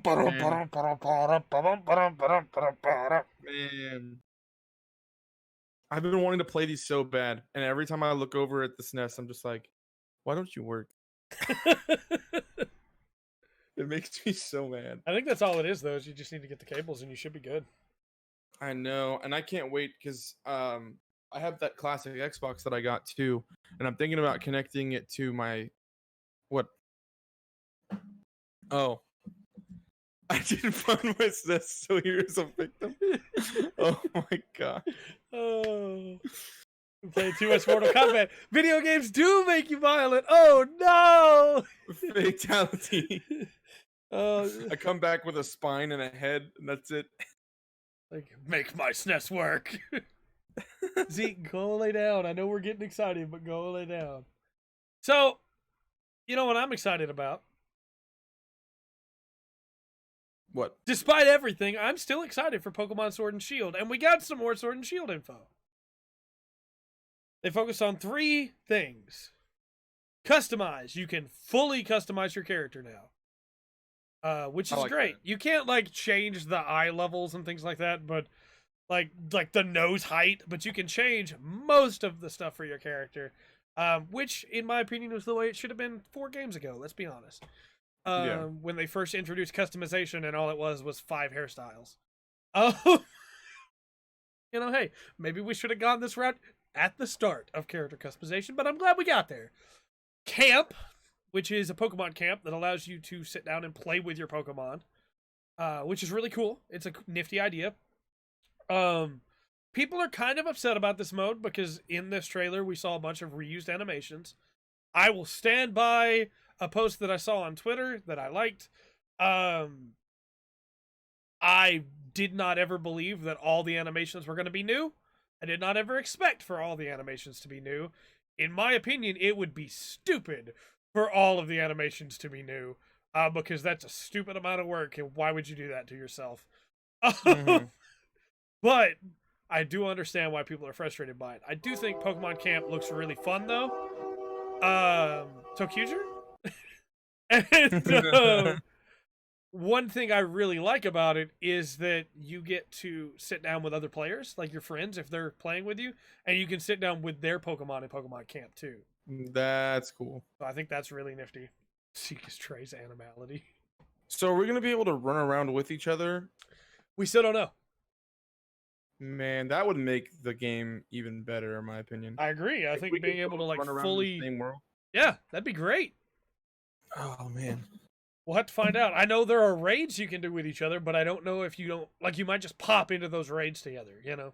We have to wait and see, I suppose. Yeah. And then the third thing is weird. I love it because I love weird, dumb things. But I understand why the internet is like, why? Curry. I'm here for it. So you can make curry for your Pokemon. And for your friends. And there's a curry dex. For different kinds of curry. I'm here for it. I am too. I think it's dumb and amazing and I love it. But I understand why people, especially the people that are like bring back the national decks, might be a little upset when Game Freak goes, check it out, here's the curry decks. Yeah. So, you know, I understand why people are a little upset about that. Oh, I hadn't even thought about that, King. Like, you're playing with somebody else at camp and your Pokemon only wants to spend time with them. Oh, no. Oh, that'd be terrible. But yeah, I'm still excited for Pokemon Sword and Shield. We will see where the reviews hit, if it really is as bad as everybody thinks it's going to be. But I'm hopeful that it's at least still decent. And they showed 2 new Pokemon. And I did not write down their names, but I know that one of them is Cramorant. I'm going to look them up real quick. I think I have the name in a comment that Jewel put on the Pokemon, on the Nintendo Direct reaction. Because I was very confused about this Pokemon. But one of them is Cramorant, a Pokemon whose special ability is that he can spit fish at people. That's really cool. Yep, it's really stupid and great, and I love it. The other one is named Poltegeist. And it's a ghost that inhabits a tea kettle. And if it likes its trainer, it will let them drink some of the tea. That's pretty cool. Which is where I was confused, because I thought at first the Pokemon was the tea. And Yeah, then the that's Pokemon awkward. was, yeah. But no, he's the kettle. And he just makes tea inside his kettle, I guess. But can we make a Pokemon game that actually progresses and improves the games? See, that's the thing. Until it comes out, I'm still hopeful that this one will. That's why I said we'll have to wait and see the reviews. Because from what we've seen so far, they're trying new stuff, like they always do. And that stuff will either land or it won't, right? I think the biggest problem that Sword and Shield have when it comes to improving the game is that they tried to do that with Sun and Moon, right? They tried to improve the game by getting rid of the gym leader system and bringing in the trial system, because everybody was like, you know, hey, the gym leader system is boring now. We've done it so many times. Give us something new. So they tried the trials, the kahunas. The problem is the kahunas are terrible. They fell flat. The trial idea is really interesting, but all it boils down to, for the most part, is just another challenge against a Pokemon. And because the trial Pokemon were powered up versions of regular Pokemon and could bring in help, it was constantly stacked against the player, which made it feel really cheap. The other trials were puzzles, and those were really interesting, but when you're playing Pokemon and you're leveling up your Pokemon and you're making a team full of Pokemon, progression should probably be tied to difficulties with fighting Pokemon and not to just puzzles. Which made it like, it's a catch-22, right? Do you try something new and risk people hating it when it comes to your basic gameplay? Or do you not try anything new and it just stays stagnant, right? And I get why people are so angry. I really honestly do. But until the game comes out and we get reviews and people are actually playing it, we do not know if this game improves on the formula. And I challenge everybody, how do you improve on the formula without ruining it for a lot of people? And Because I'm sure Game Freak has asked the same question. The Pokemon. My big thing too is like, the game hasn't come out yet, so just wait. Like, why are you? I mean, and this is honestly going to be kind of like the 2K problem that I have, is that people think that they can just take social media and blow up about something and it will make a change. And it's just like, you know, I understand that you have a platform now where you can voice your concerns, and if enough people agree with you, you might get heard. But the game hasn't come out yet. And I want to clarify, I am not a apologist for Sword and Shield. I think every Pokemon should be in this game. I 100% believe that. I think there is not a good reason in my mind that all of the Pokemon are not in this game. I think that is a problem. Yeah. But I will not say that this game doesn't evolve on the formula until I've had a chance to play it myself, you know? I will say, though, to Artaka's suggestion there, how do you make Pokemon more open-ended than it already is? One of the most questioned decisions is in Gold, Silver, and Crystal, when you beat the, I guess, third gym leader, Whitney. When you beat Whitney, you go north, and you then have options. Do you want to go and fight Morty right then? Do you want to go and fight Jasmine? Do you want to go and fight Chuck? All three of them are roughly within the same range of each other level-wise, and you have the choice to go do any of that you want. But a lot of people just fight Morty, and then just fight Jasmine, and then just fight Chuck in that direct order of going left. And it's been something that a lot of people have fussed about over the years, is the idea of, you made it open, but you didn't give us a reason to go anywhere else. Well, what were they supposed to do? So you couldn't fight Chuck right now like they did with Viridian City back in Red and Blue? Because that's frustrating when you get told you can't fight this gym right now. When you go to Kanto in Gold, Silver, and Crystal, and you get to Cinnabar and there's no gym leader there, and you have to go find the gym leader, that's frustrating. And so, like, it's this tough balance of, like, how do you change Pokemon without drastically changing it? And I honestly think it needs to be drastically changed at this point. That's the only way you can fix the staleness, but I don't think they'll do that, because then it stops printing money. Yeah. They can do like a one-off and see how it goes. They did. It was called Pokemon Coliseum. It was really good. You played as a character that had to go through a world with a story, could not catch wild Pokemon, and people liked playing the game, but hated the way that Pokemon worked in it because you couldn't just catch wild Pokemon. You had to only catch specific Pokemon. So, I mean, but it has a story. yeah, no, I agree, and I like it a lot. I think it has a really good story, but so does X and Y, and it doesn't make X and Y any less tedious than it already is in a lot of places. Yeah. But 5v5 battles could be really fun, but I'm afraid they would just turn into more horde battles. Or they just take forever. But, you know. I agree, and a game where you could choose to play for the evil team would be really interesting. Oh, man. That'd be interesting. That's why I still think Black and White and Black and White 2 have the best story in all of Pokemon. Because they actually go like, hey, what if you're the bad guy? That's really cool to me. So again, all I'm saying, again, not apologizing for it, every single Pokemon game has problems. Give it a chance. Yeah. Ours original gym got destroyed. It was a volcanic eruption. Yeah, it absolutely was. Still made it really confusing when you got there and the gym was gone. Yeah, I mean, I agree. Like, Metroid does not feel linear, even though in a lot of ways you have to get specific stuff at the same time. But Metroid also requires a lot of backtracking. In Metroid, it's not that big of a problem because you're collecting resources on the way, right? In Pokemon, you would overlevel an area if you had to backtrack too much, or it would become very tedious. So I think it's a give-take. No matter how you handle it, you're always going to have difficulties. And that's why I really think it just needs to change type of game at this point. It needs to, in my opinion, be more like, and this...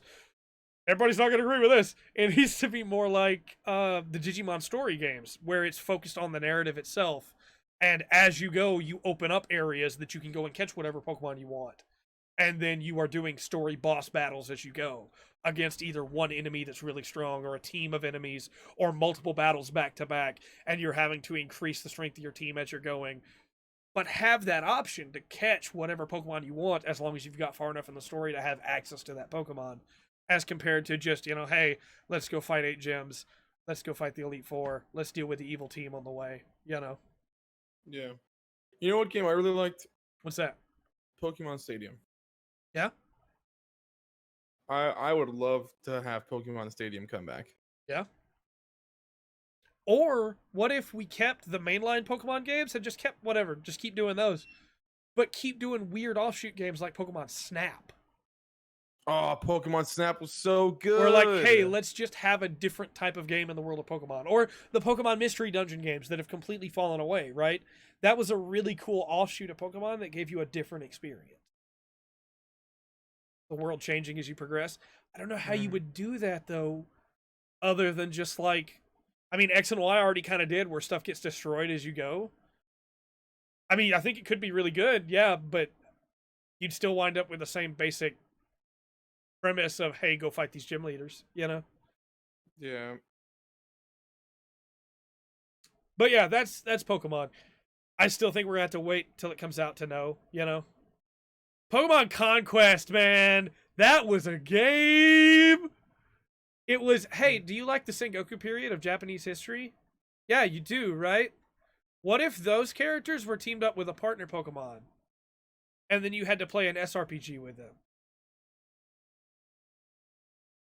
All I'm saying is Date Masamune had a Braviary, and for some reason he was colored green instead of his normal blue. But you know what?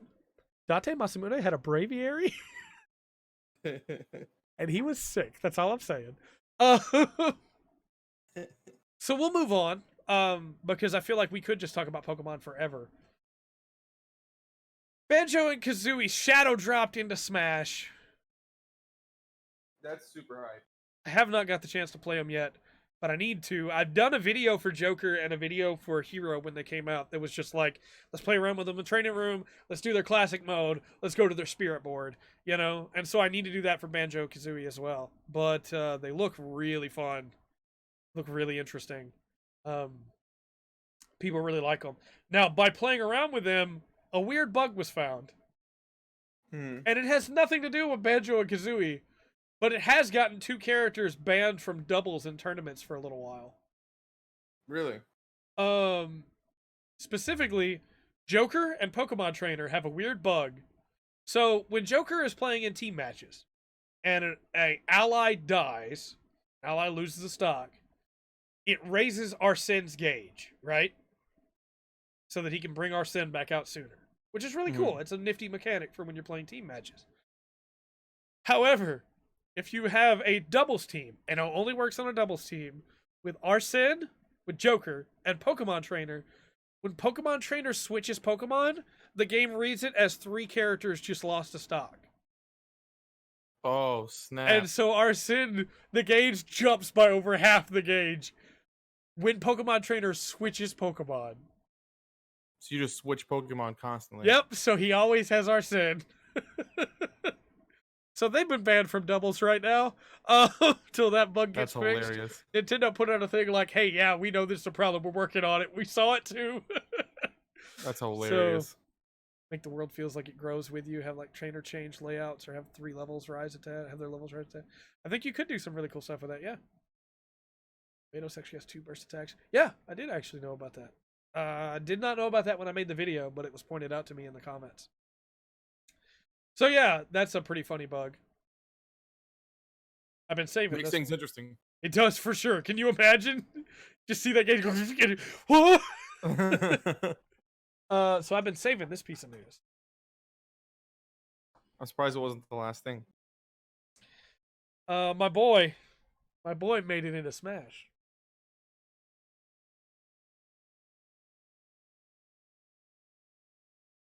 My boy did it. I'm so happy. So the number of people that didn't know anything about SNK really surprised me. I actually was not aware that many people were uncultured swine and did not know anything about SNK at all. So the number of people that were like, I don't even know who this guy is. Who is this guy with a hat? What is going on here? You need to educate yourself on Terry Bogard. First off, because Terry, he's the best.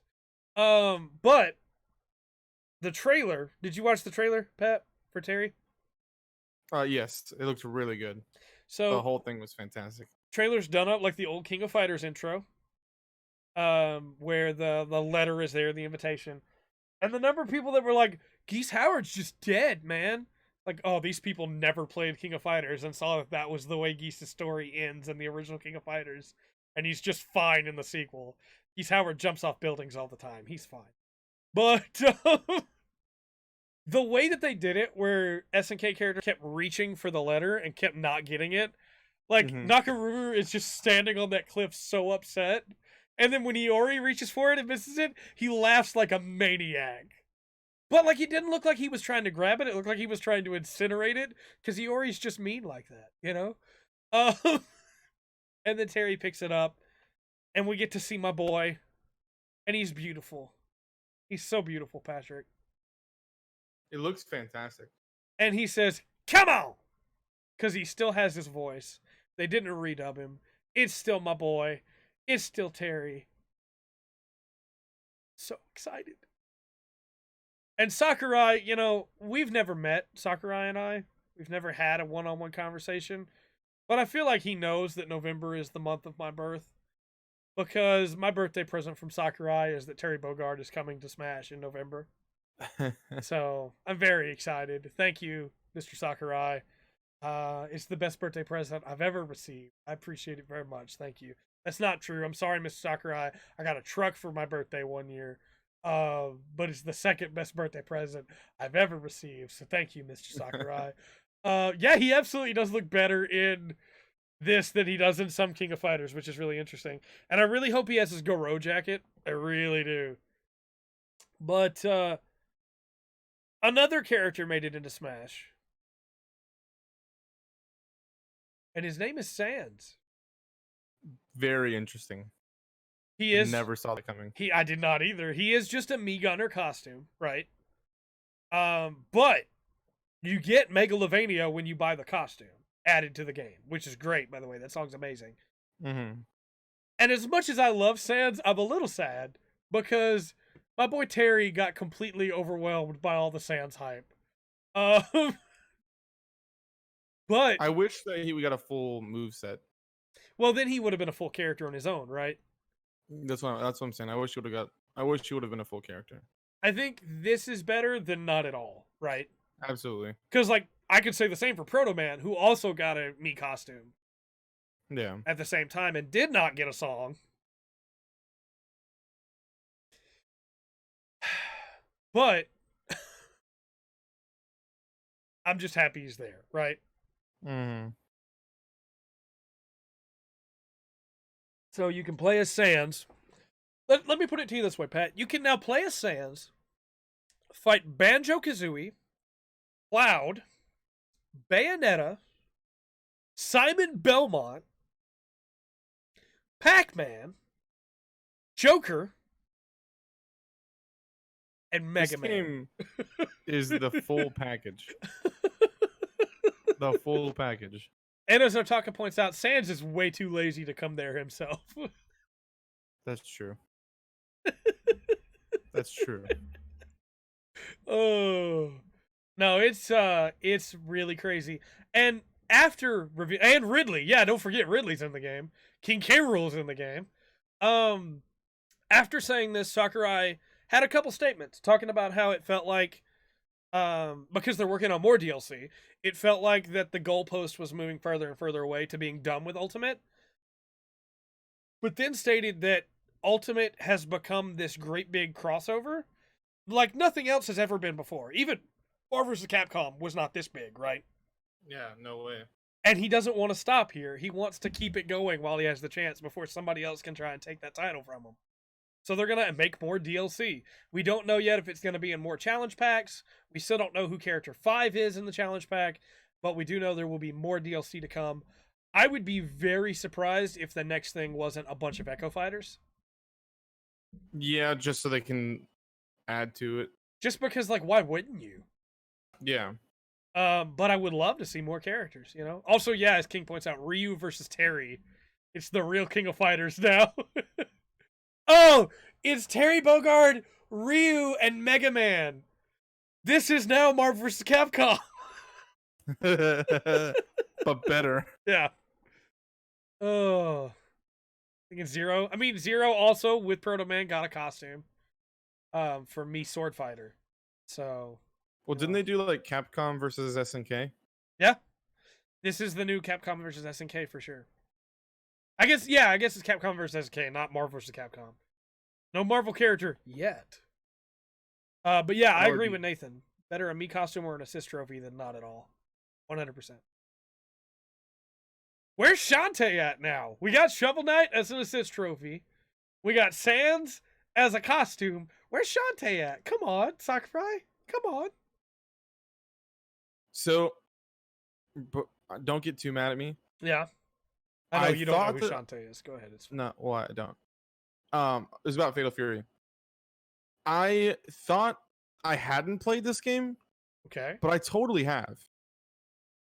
It was, I think it was at an arcade. Yeah. But I played it once a really long time ago. And I mean, it played really well, obviously. Yes. But I can't really remember a whole lot about the game, other than it was a good fighting game. So I'm like watching a video of like the evolution of the game over its time, and I'm like, man, like this game is fantastic. It definitely looks like there's a skill gap. Like you have to really know how to like tee off these combos. Yeah.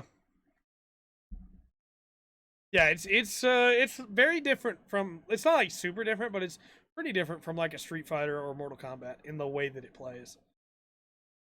Terry's probably going to be difficult to play as. I'm going to be honest with you. He's probably just like Ryu. He's probably going to use King of Fighters and Fatal Fury inputs. And that's awesome. Yeah, I agree. It means Power Geyser is going to be something you actually have to pull off. But Power Wave. I mean, there was an anime. Yeah, there's an anime movie. Looks interesting. It's a pretty decent movie, actually. It also has a song that was written for that movie that's actually not bad. So, real quick, before we move on from Smash, I mentioned this in the Discord, and I'm going to pull up exactly how I worded it. Because years ago, I made a wish list for Super Smash Brothers. Years ago. And that list is almost complete.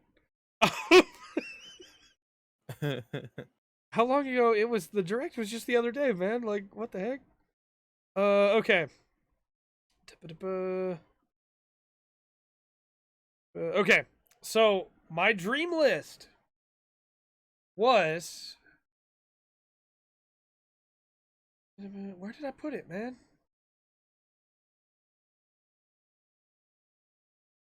Solid Snake, Mega Man, Erdrick, which is the hero, Terry Bogard, and Kazuma Kiryu. That was the 5 characters I wanted in Smash 4. Or Brawl, I guess. And then Snake was in Brawl, Mega Man was in Smash 4, and now Erdrick and Terry are in Ultimate. All we're missing is Kazuma Kiryu. I'm just saying. If a trailer comes out with the streets of Kamurocho and the letter falls and, like, say somebody else from the Yakuza series grabs it, right? Like, say Akiyama grabs it. And then Mr. Showdown punches Akiyama and Kiryu just comes in, Kakakutoi! And then just takes it. I'll be happy. That's all I'm saying. They're really cool. Yep. People are hyped though, because like, who's it gonna be? You know, who's it gonna be? But now that we know there's gonna be more DLC, there's quite a bit more options. I hope they do it in packs like they did this one, because I feel like that's a really good way to do it. I agree. You buy the pack, and it's. I mean, we've kind of talked about DLC before, but being able to buy it, and then you're gonna get so many, and it's not gonna be that expensive. I think that's a really good way to do it.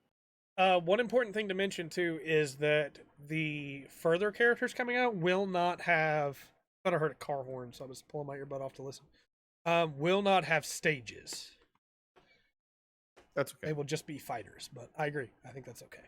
So from there, because we need to move on. Daemon X Machina. Oh, I just want Kiryu in Smash now. Daemon X Machina.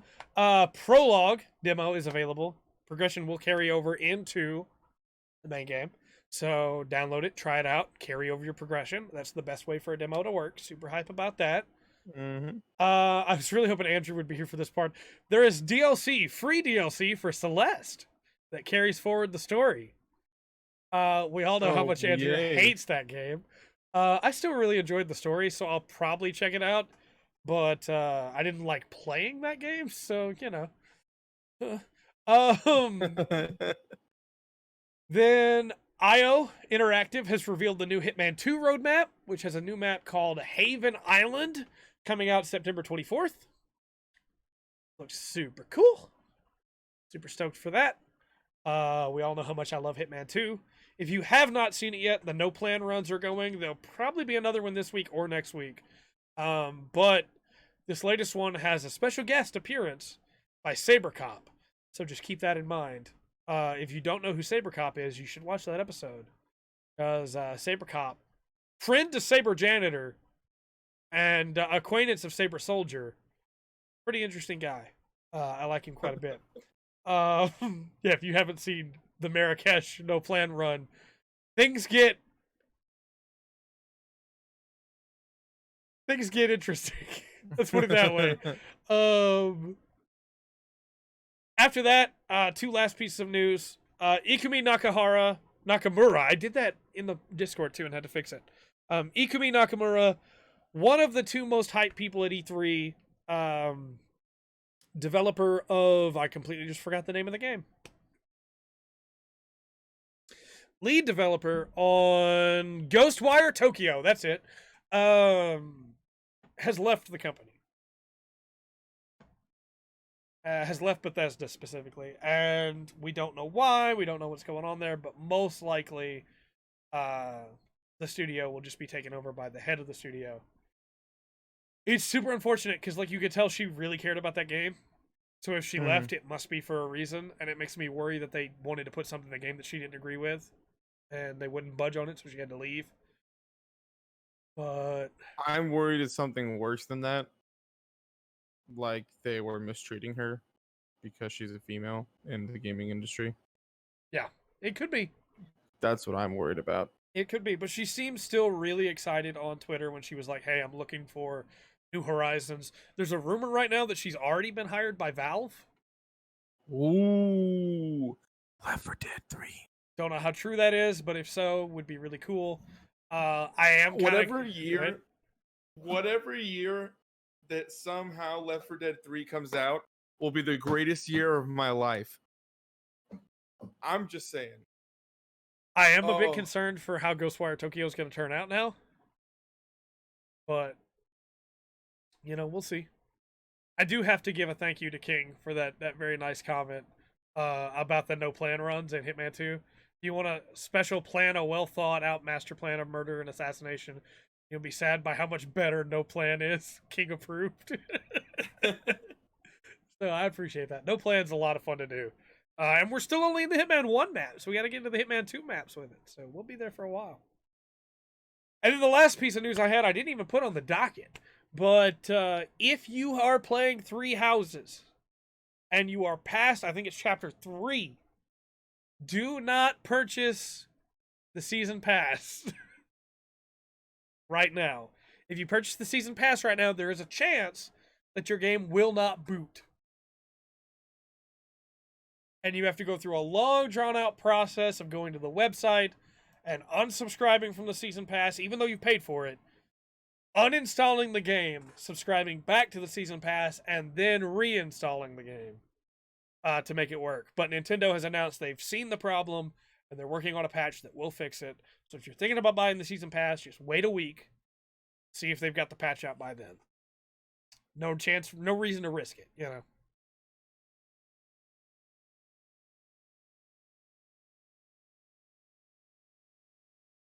Pat, you're muted if you're talking.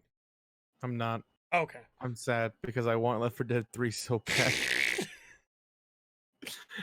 On the new gen graphics, just give me a remaster. It would be cool. I'd be so happy.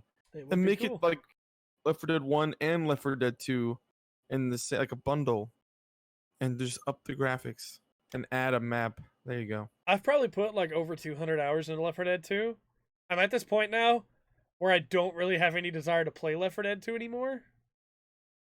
And like that goes reversed immediately if Left 4 Dead 3 gets announced, right? Like, dude, I'm saying like that's the most hype potential possibility that I can think that of. idea of like I've played so much Left 4 Dead, I'm done.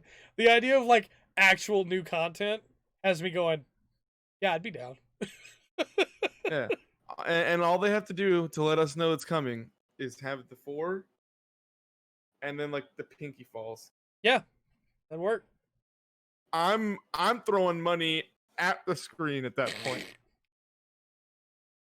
Gosh, maybe she might be the one to do it. She might be the one to do it. If she got hired by Valve again, we don't know. I'm gonna add her on Twitter and be like, look, I know you don't know me, but you have the greatest opportunity on your hands. Nakamura-san.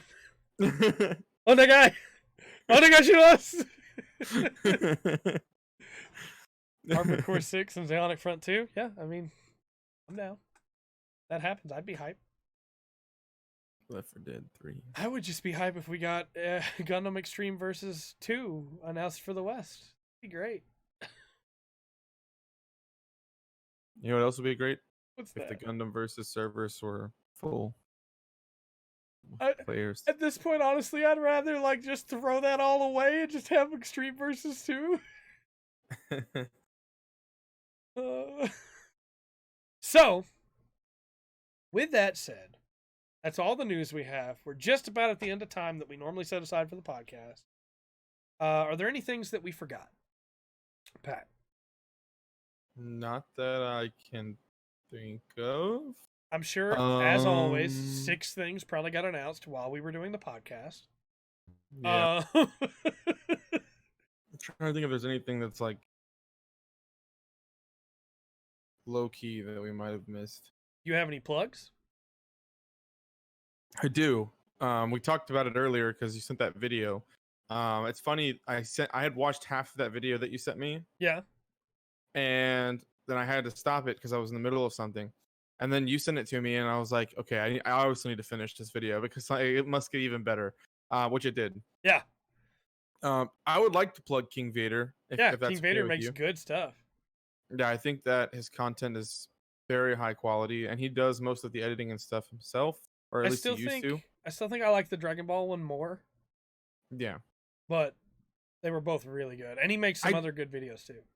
I just love how like every time he does something like that, there's one character from a random other show Yep. that comes in and makes an appearance, and it's Yep. hilarious.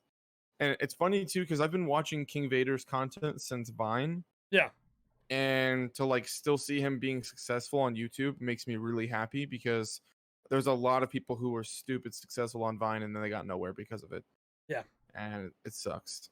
That's the news that I forgot to put in the docket. Real quick, we'll touch on it. I don't want to spend too much time on it.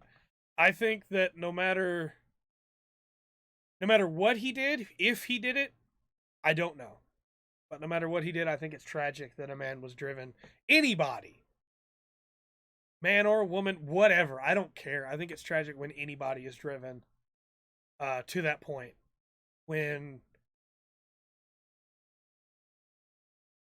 you may have to take this one. I don't know if I can talk about it, Pat. You may have to take this one. That's okay. You know, it doesn't help that the game that he made was already emotional. And I'm sure that was part of something that maybe he had been going through, and being able to put that into content for everyone else is something special that a lot of us probably would benefit from if we were able to do that. Yeah. And whether or not he did it, like you were saying, whether or not he did it at this point is no longer, in my opinion, relevant, because no one, in my opinion, at all, deserves to be pushed to that point of even considering that action. And that's coming from somebody who deals with some of that same stuff, which I think I don't want to get too open about my own mental health, but there's a lot of stuff that people go through every day. I think that's the best way to put it, and everybody has stuff that they're going through, and it's difficult for all of us in our own way. But when on top of the fact that this person obviously was using their platform of creating a game to be able to help with their mental situation, to be pushed to that just is really sad, because life is precious, man. If you have ever watched even a second of our content and you've considered doing that, remember, life is precious. Once you do that, there's no going back.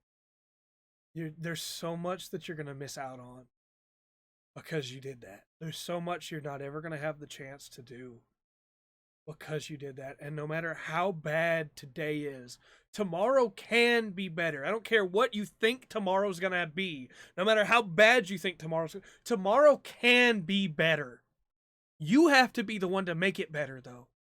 Because the rest of the people outside in that world aren't always going to be there for you. But you have to at least believe that tomorrow can be better than today. Because if you don't, you'll do something that you'll never be able to take back, and you'll miss out on anything else you might have been able to enjoy. There is people out there who don't even know who you are that are ready to help right now. And you can call those people, and they would do everything in their power to help you through this tough time that you're going through. And again, coming from somebody who, like, I'm okay with saying it about myself. I've been there, and I've tried things that I regret attempting to do. Yeah. And I now know that it's never the right thing. But that's beside the point. There's people there, and if it wasn't for some of those people, I wouldn't be here today. And what I'm saying to you, if you are going through this as well, is that those people can do the same thing for you that they did for me. Hmm. And we want that for you. So if you are struggling, you need to call the hotline or Talk to somebody. confide in a friend, find somebody that's important to you. Yeah. And let them help you, because we all want to see you live another day. Absolutely. 100%. Now, going back to the original part of the topic. Yeah. And as terrible as this is going to sound, I kind of feel bad for the girl now at this point too, because now people are probably attacking her and making the situation worse. I have an opinion about Zoe Quinn that I would rather not share. Because this is not the first time she's done this. Yeah. But I don't know. I don't know the situation, right? I wasn't there. I wasn't in the room. But this is not the first time that she's claimed this.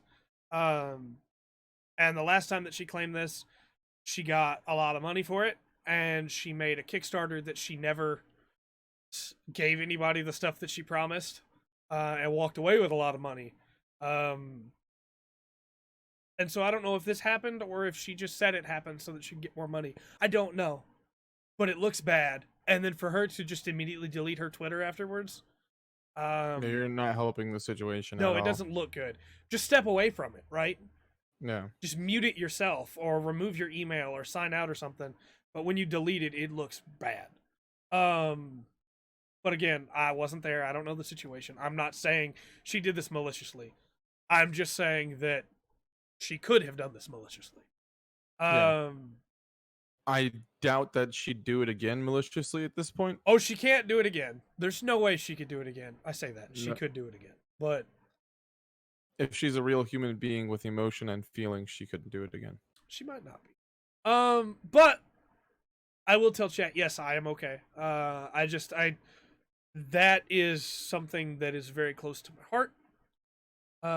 Between decisions that I tried to make, that I was stopped from making, and then other friends that were not stopped. And just don't do it. Call the hotline. Yeah. So I don't know the number off the top of my head, but I can look it up real quick. We can put it in the description too. But yeah.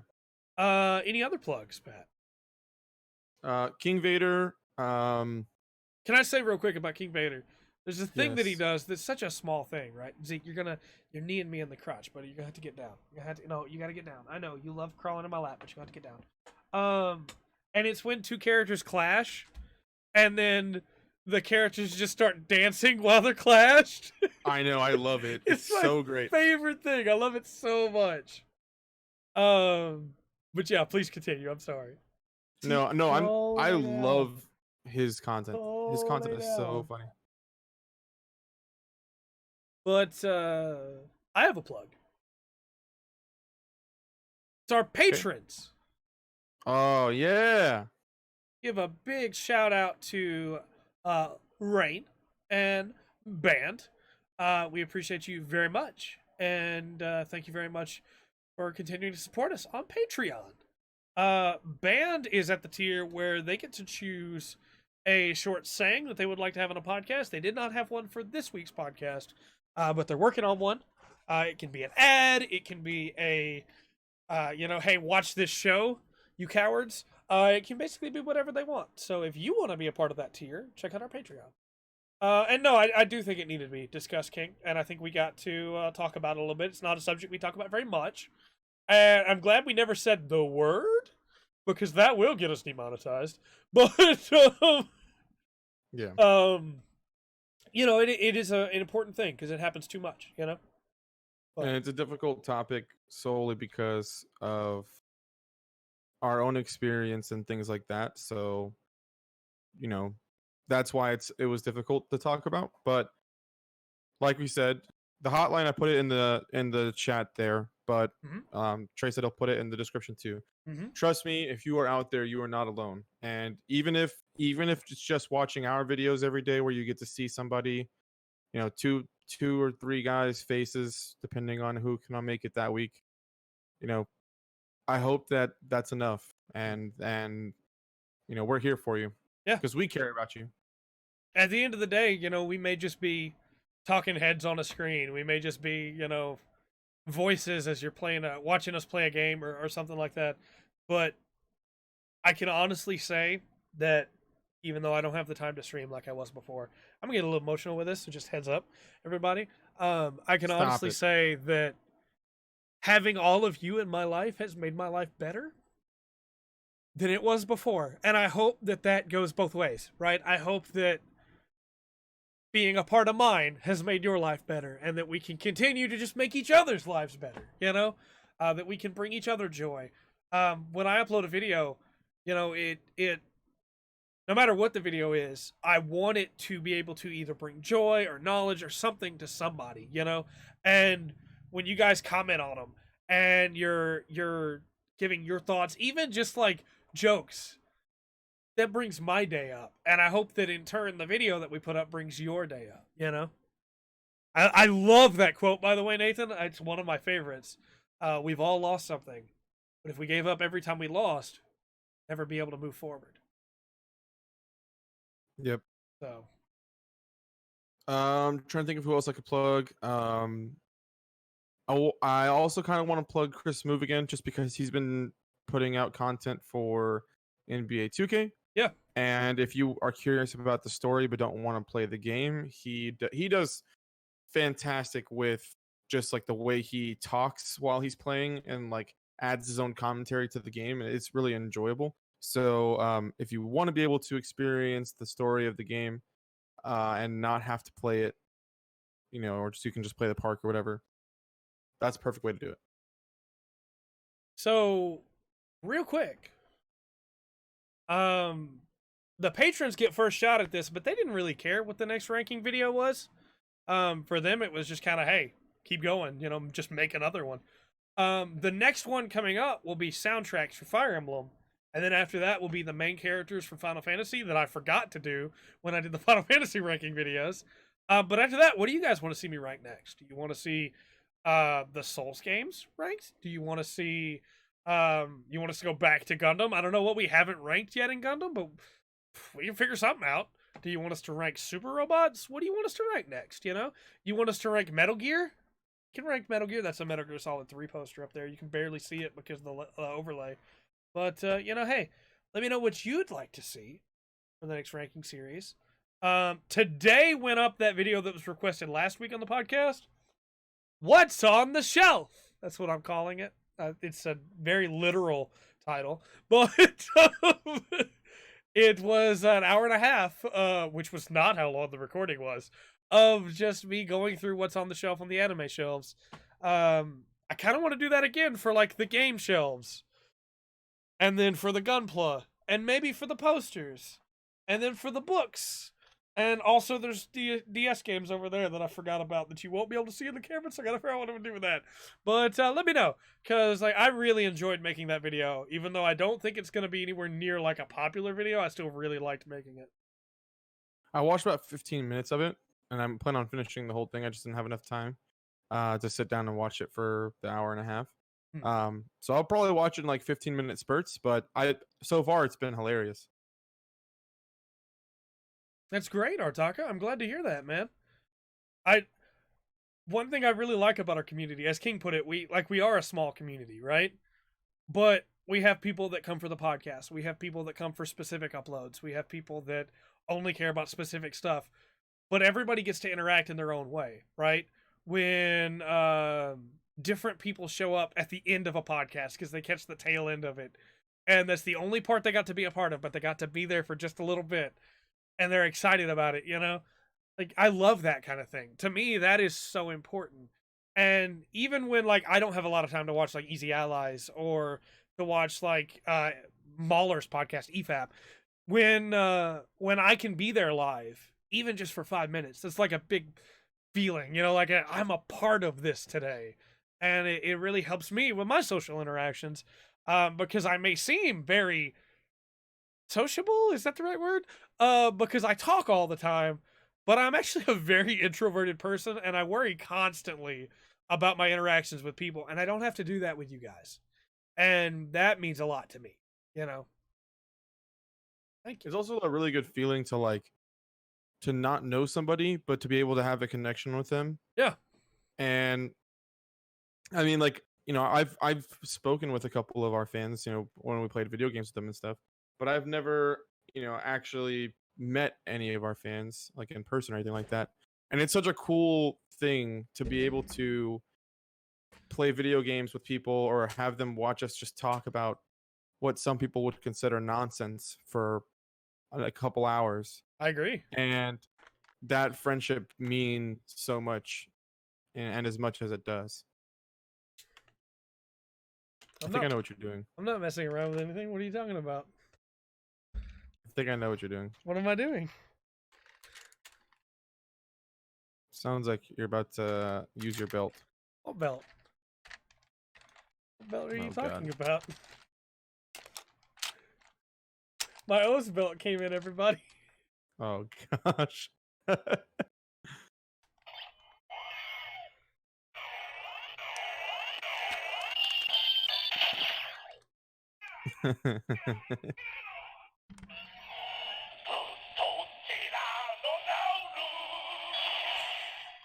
You gotta do scanning charge.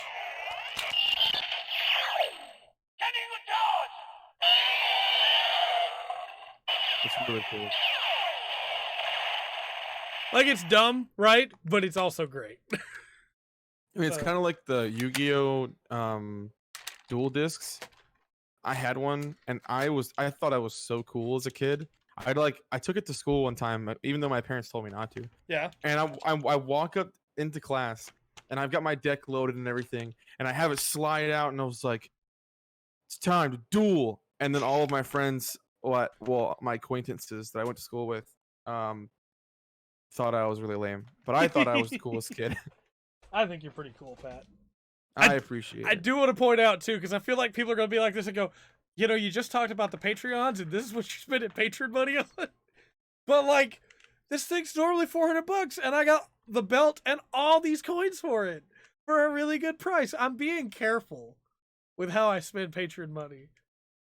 I just want to make sure that's clear. Was it Patreon money or was it your money? Well, technically it was my money, because the Patreon money hadn't come through yet when I bought it. But I just don't want people to be like, that's what he's spending Patreon money on. But it's like, look at him, though. It's every set from O's. You got, okay, you ready? Realistically, it was your money and not the patron's money. Yes. Because the patron's money's still in the account. That's true. It hasn't come through yet. It doesn't come through to the end of the month. Tajador, Ratorata, Kamakiri. You got Sagozo, which is my sibling's favorite. You have Sashota, Putatirano, Burakawani, and then I don't know what this one is. It's some shrimp set of medals, but, you know, there's a scorpion medal, and that's pretty cool. I appreciate you, King. That's pretty cool, a scorpion medal. That makes me feel good, knowing that I would be an amazing senpai. I think you actually would be a really cool senpai. Like, if we were in, like, the volleyball club at school, you'd be like, hey, let me show you how that's done, you know? I feel like but see, my problem is I like to explain things too much. I think that's where people, like, got annoyed by me as a kid, because I would start explaining something, and it'd be like a 2-minute explanation. But I'd be like 12 minutes down the road, and I'm still like, yeah. And basically, what I meant by that is, and I start re-explaining it, even though I've already explained it. Look, I am a proponent. You know what I hate the most in YouTube videos? When somebody says, and I quote, "We don't really have time to go into that today." Why don't you? YouTube is not going, no, that video better be lower than 15 minutes. YouTube's going, we don't care. Upload as long as you want, as long as it's not longer than 12 hours. So why don't you have time? Get into it. Break it down for me. Don't just go, I don't have time to talk about why that's important. Just talk about it. See, I could have I gone thought- on for longer than 56 minutes in the Red Dead Redemption review, but at no point in there do I say, we don't really have time to talk about this, because that'd be stupid in a 56-minute long video. I thought you were gonna say the one thing you hated the most in YouTube videos is when someone says the line, "It wasn't killed, it was murdered."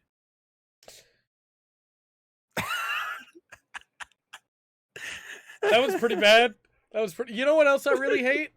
When somebody's like, this video is sponsored by, and then they start the video, right? And they get like 3 minutes in, and they're just about to drop their first big point, and they go, but before that, let's go back to the sponsorship for this game that you and I both know I don't care about. And then they pretend to like it.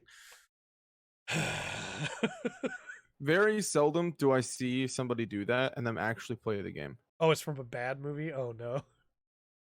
I think, like, again, I talk about Mahler all the time. It's well known that I'm a Mahler fanboy.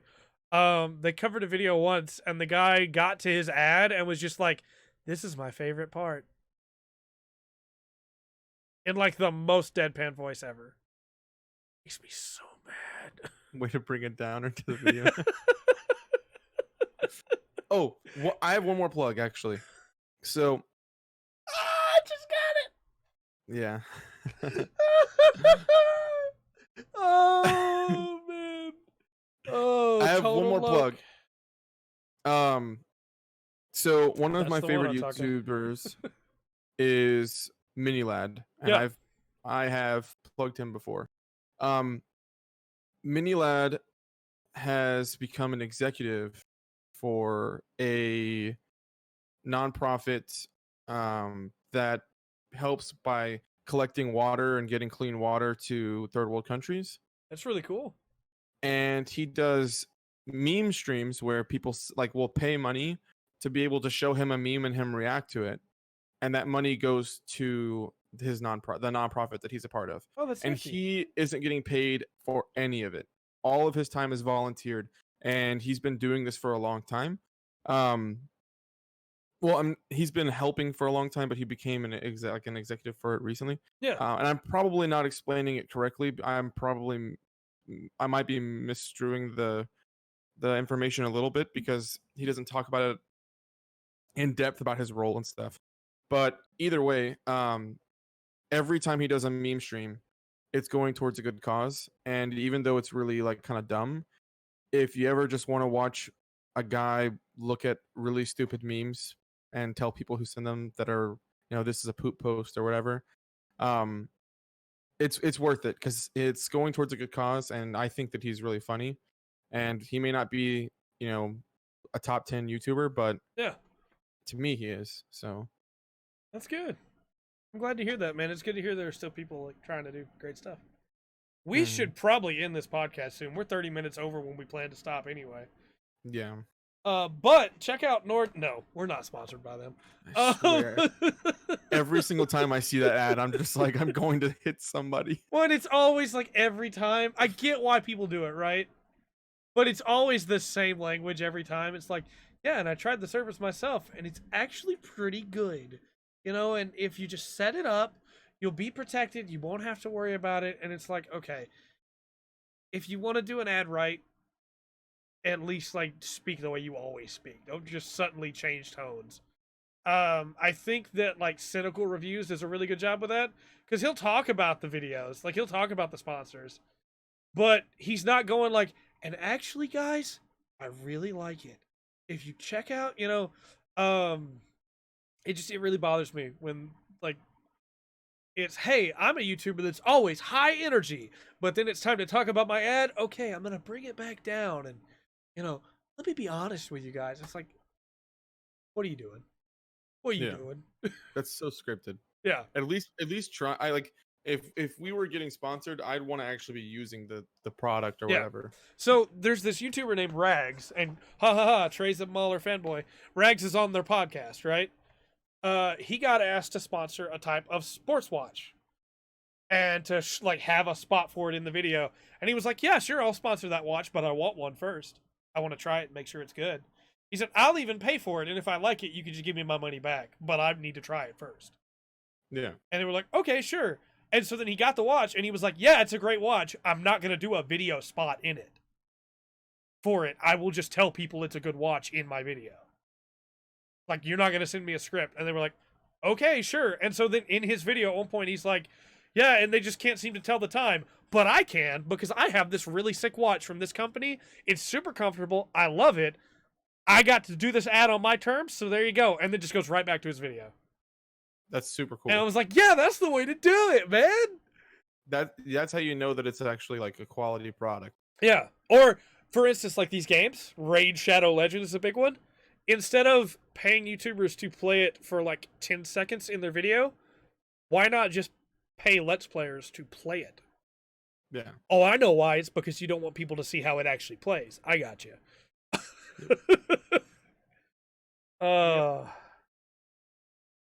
Anyway, we need to stop.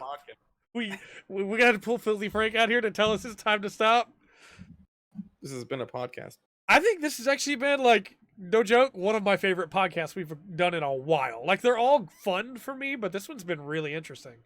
Yeah, especially because we hit a topic that was rough, but we ended on a really solid note, and we turned that bad issue into something positive by hopefully providing support for people going through similar situations. And then we got to bash people on YouTube. Yeah. The soapbox. We jumped on top of it. Oh, I'm a terrible Also, person. weird question. I know this is gonna rabbit hole. Weird question. Why is it a soapbox? Why can't it be something else? Why can't it be like I don't know? I don't know, an Amazon box. So or something. there's a reason why it's a soapbox. Do you want to know what the reason is? Yes. So soap, when it was shipped, would be individually wrapped. Okay. Mm-hmm. And have a good one, King. And they would individually wrap it, and then there would be wooden dividers in the box, so that the individually wrapped soap didn't lump on top of each other and melt. Mm-hmm. So they would all be separated. Now, what that means is that an empty soap box would still have the wooden dividers in it. Perfect for So it standing. was much better to stand on than a regular empty box. So you would stand on your soap box. And that's why it happened. What about a milk crate?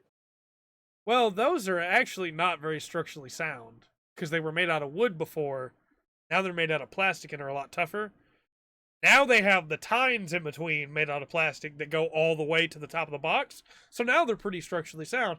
But back then, it was just literally an empty crate with like handholds on the side. That's true. So there was no support in the middle. The more Soap you know. Soap it is. Anyway, I have been Trey. And I've been Pattrick. And we've been the full spectrum. Hold on. And I've been Lubu. And until next time, remember to always enjoy the full spectrum that life has to offer. Later, everybody.